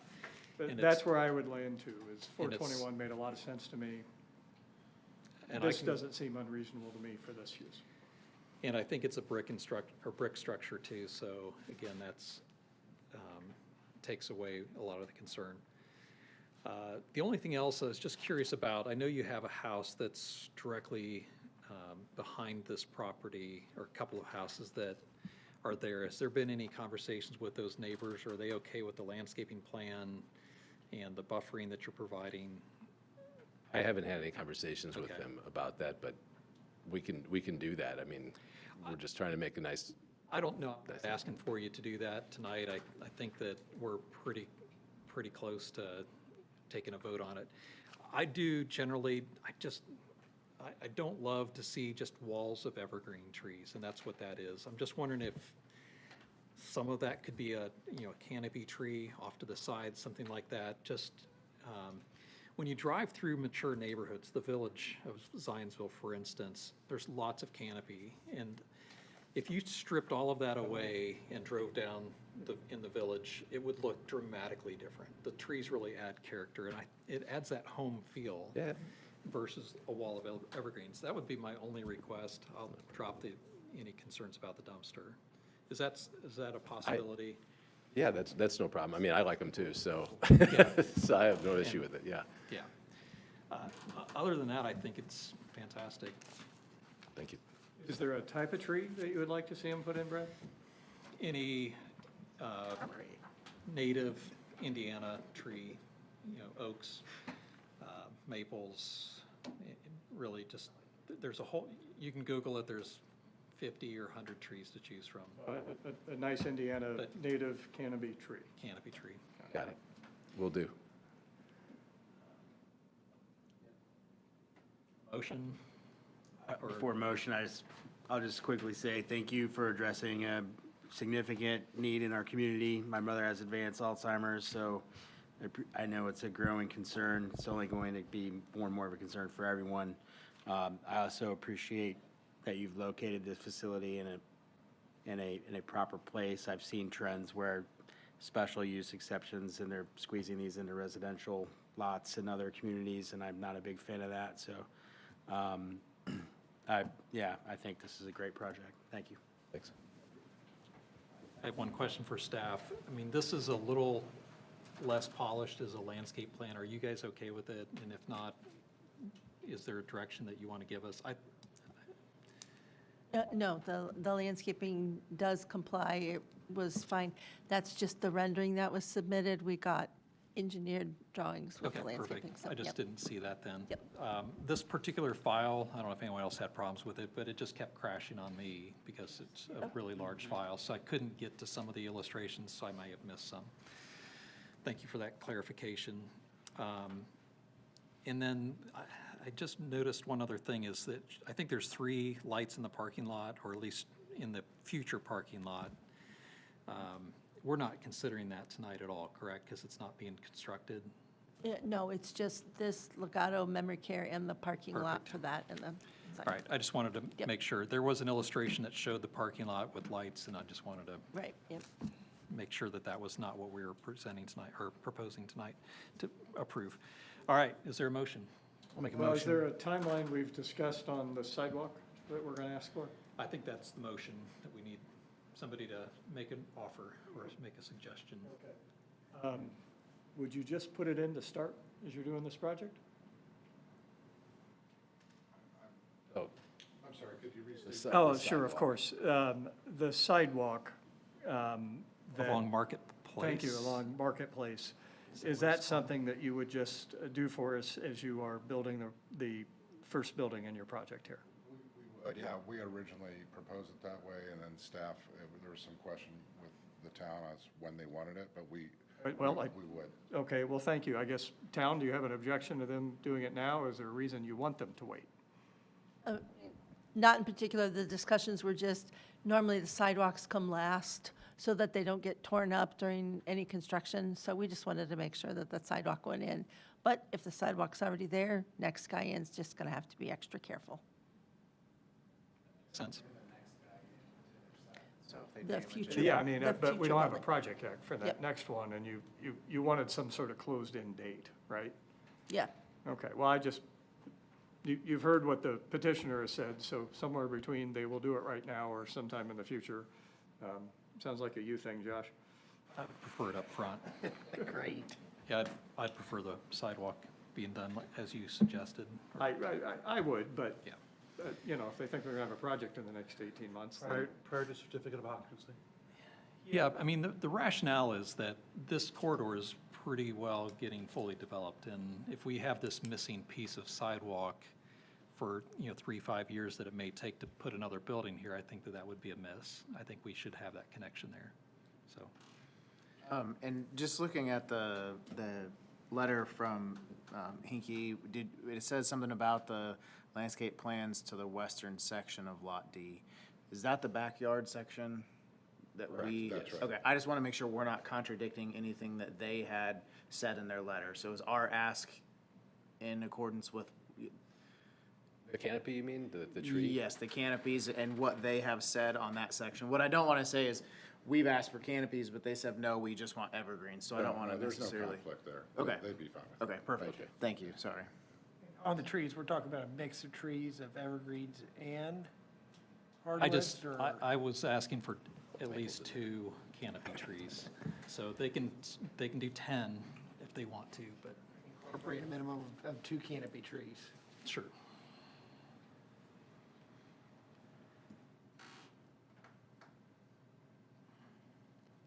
If you want the sidewalk to be installed as part of this project, then a common milestone would be that it be installed prior to issuance of the certificate of occupancy. That's what I had written Okay. down. So, you guys ready for a motion?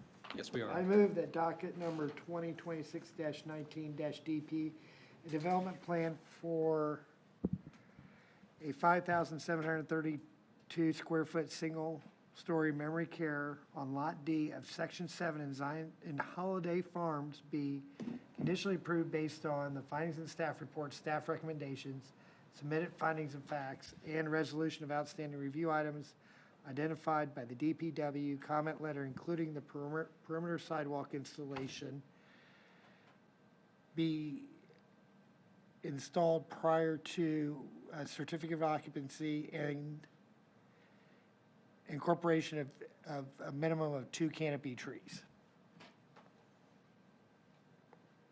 Second. I'll just clarify, in the rear yard, just, does that make sense? What's that? The canopy trees in the rear yard. In the rear yard, Yeah. yes. Thank you. We have a motion and a second. All in favor, say aye. Aye. Any opposed? Hearing none, motion carries. Thank you. Appreciate your time. Thank you very much. Thanks. All right. Mr. Johnson, I would move that we suspend rules so we can hear this last petition. We were so close. We have a motion. No, dang it. We have a motion. Do we have a second? Second. And a second. All in favor, say aye. Aye. Opposed, none. All right. Yeah. All right. Petition number 2026-20-Z, Perfection Products Vickery rezoning. Staff, do you want to give us a brief presentation? Yes, thank you. The request, as mentioned, is a rezoning of lots 2, 6, and 7 of the original plat of Gadsden from the rural general agricultural district to the rural light industrial district. This request is, we're going to hopefully resolve a mystery that has happened, if you would do this. I'll explain. The subject site, as you see on the drawing in front of you, this is Gadsden, and the subject site is outlined in white. There is an existing building on it. When we go to the zoning map, see that the property is zoned general ag. All of the light green that you see is ag. We've got I-1, an industrial classification just to the south of that, as well as up along the east side of the road, and then we've got the Gadsden Church of Christ up to the north. The subject site was incorporated into the town of Zionsville as a part of the 2010 reorganization of Eagle and Union Townships. The reorganization documents indicate that zoning classifications in place at the time of incorporation were intended to remain unchanged. Based on two maps that were provided by the Boone County Area Plan Commission, this one from 1976 and then the next one from 2006, both of those showed the property as being zoned LB or rural local business while under Boone County's zoning jurisdiction. However, during the town's, then when the property was incorporated into Zionsville,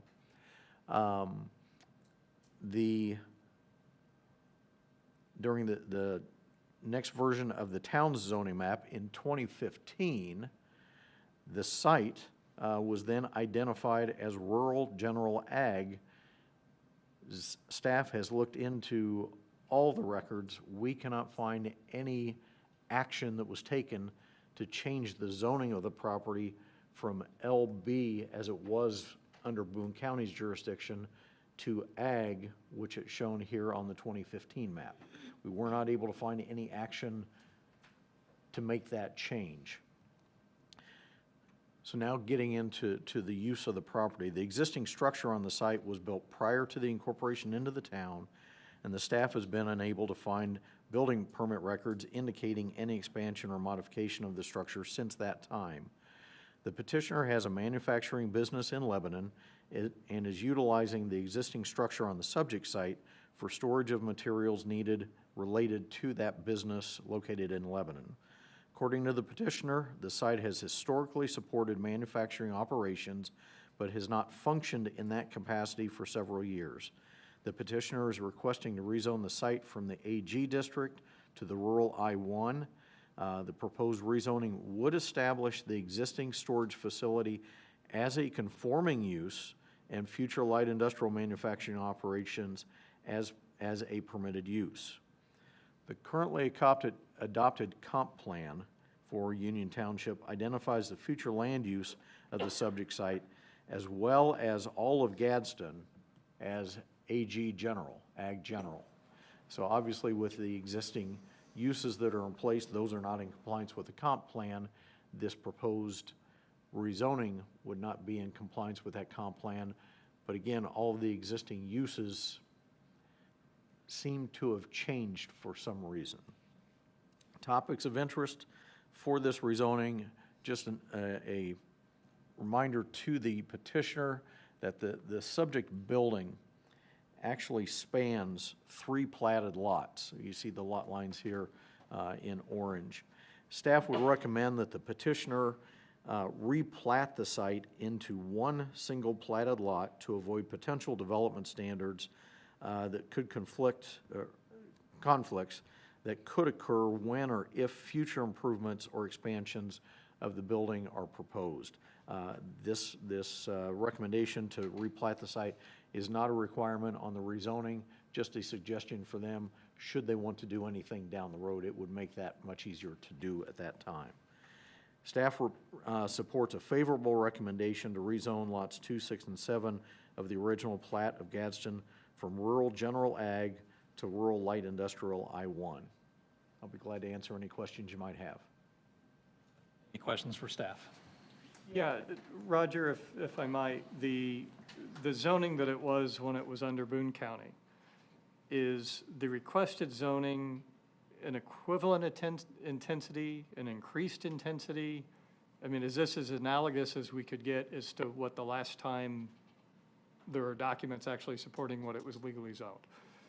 No, because again, when it was under Boone County, it was designated as the LB district, which is local business. But again, the use somehow was approved to start operating at that site as an industrial use. We don't know how, but it did. And its current operation as a storage facility. So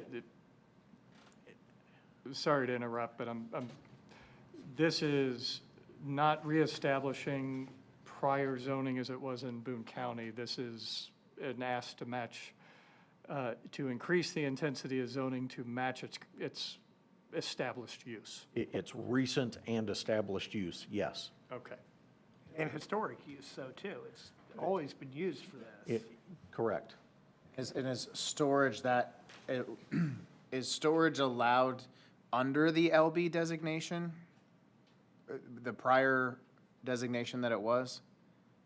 Storage is, but there, again, there were some manufacturing operations occurring at this site which would not have been permitted in the LB district. They would have been permitted in the I-1, which is what is being requested, but they would not have been permitted in the LB. Okay. That makes sense. And There, what is the property? Yes. Because the original Perfection Products was right across the street. Is that zoned, was that the I or is that LB? the other zoning north of that is LB. I'm talking about directly across the street to the east. Oh. This? Yes, sir. This property is all I-1 as well as what is being requested. Because this was an expansion of the business across the street. Okay. Any further questions? All right, if the petitioner's here, step up to the microphone. What's your name?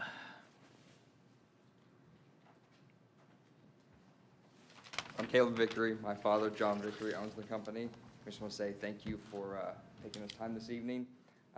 Roger pretty much hit all the points, but I just want to explain kind of what we do. We manufacture handling devices for the semiconductor industry, which assists and aids in computer chip handling. So that is just a background of what we do. Good evening. For the record, my name is Lindsay Musgrave, also the niece of John Vickery and family, and then also a local realtor here, and so helping them through this process along Roger as well. And so helping really from a surveyor's perspective, an assessor's perspective, where did we miss that gap when they all along have thought that this was a commercial building. The property card is even labeled C3, and so within Boone County, C3 is a commercial labeling, and so when I went to the county assessor's office, this was a commercial property. It was brought to our attention that through Zionsville Plan Commission, it is not, and so zoning trumps that. And so we've just navigated this process all together kind of as a family, but then again, trying to get it back to its original use now that we are aware that we are an ag building, and making sure moving forward that that stays consistent with what the building is being used for.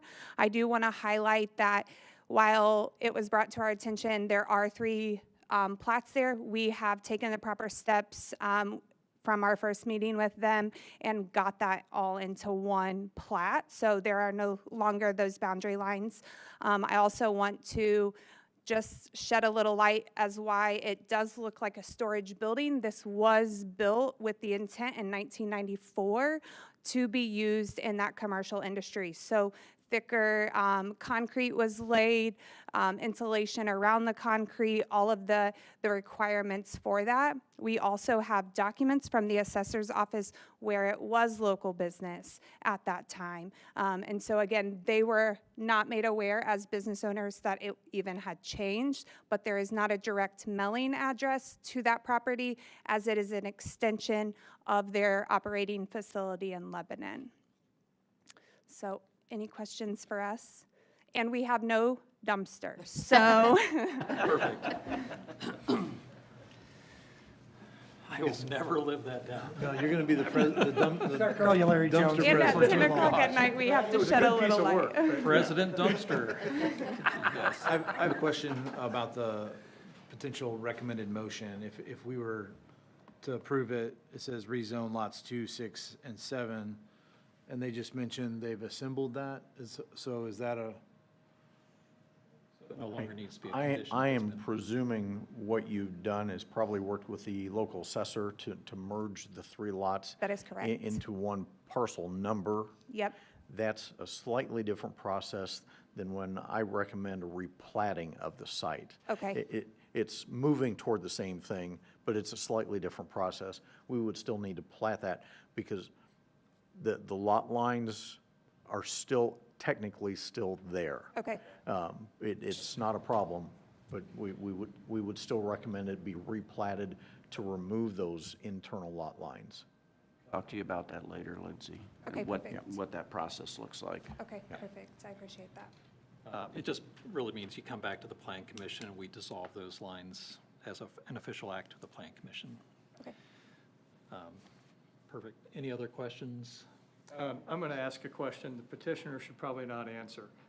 You're going to go back and ask for property taxes as a property tax refund based on your ag? So that was my big no, argument, no. and poor Jose, that was with staff when we initiated this. I was kind, but not very kind, because I'm like, what are you, there's no way. They've paid years and years and years of commercial taxes on this property, and at what point did that change? And nobody had an answer. And so at this point, where that is kind of null and void, we just want it to be zoned properly for the use The that. business in front of us is to Yes, address the zoning. absolutely. But I know what I'd be doing. My understanding is the county assessor bases their tax rate on the use, not the zoning. That's correct. Yes, that is what we have been Yes. told, yes. Yep. We have, to the south of this property is old railroad bed. Is that part of the trail system, a potential trail? Future trail. Future trail. trail. There's no concerns about buffering or anything with No. that?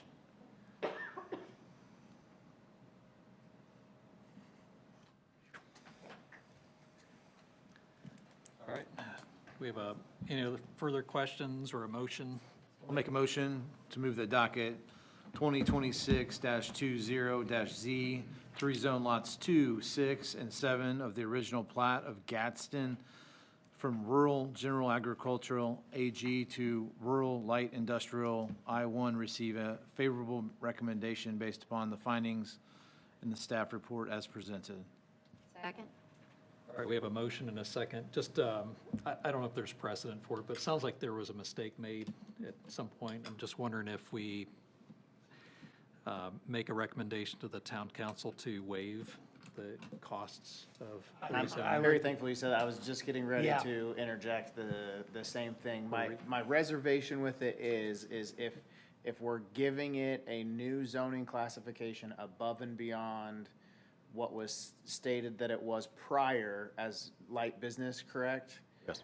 Local business. Yep. Now I feel like we're getting into a little bit of an issue, you know, if it is a local business and was a local business, I would feel more inclined to say yes, because it's like for like, but if it is truly, do you see what I'm talking, you see where I'm So going? my argument on that would be that was probably a mistake made when they put the building up. It should have been that could, across the street where their original headquarters is in I-1. This was just an extension of the business. They probably made a mistake back at the county level in '94. In 1994, I would I bet just got that's a the feeling case. that they He's just, vouching for that.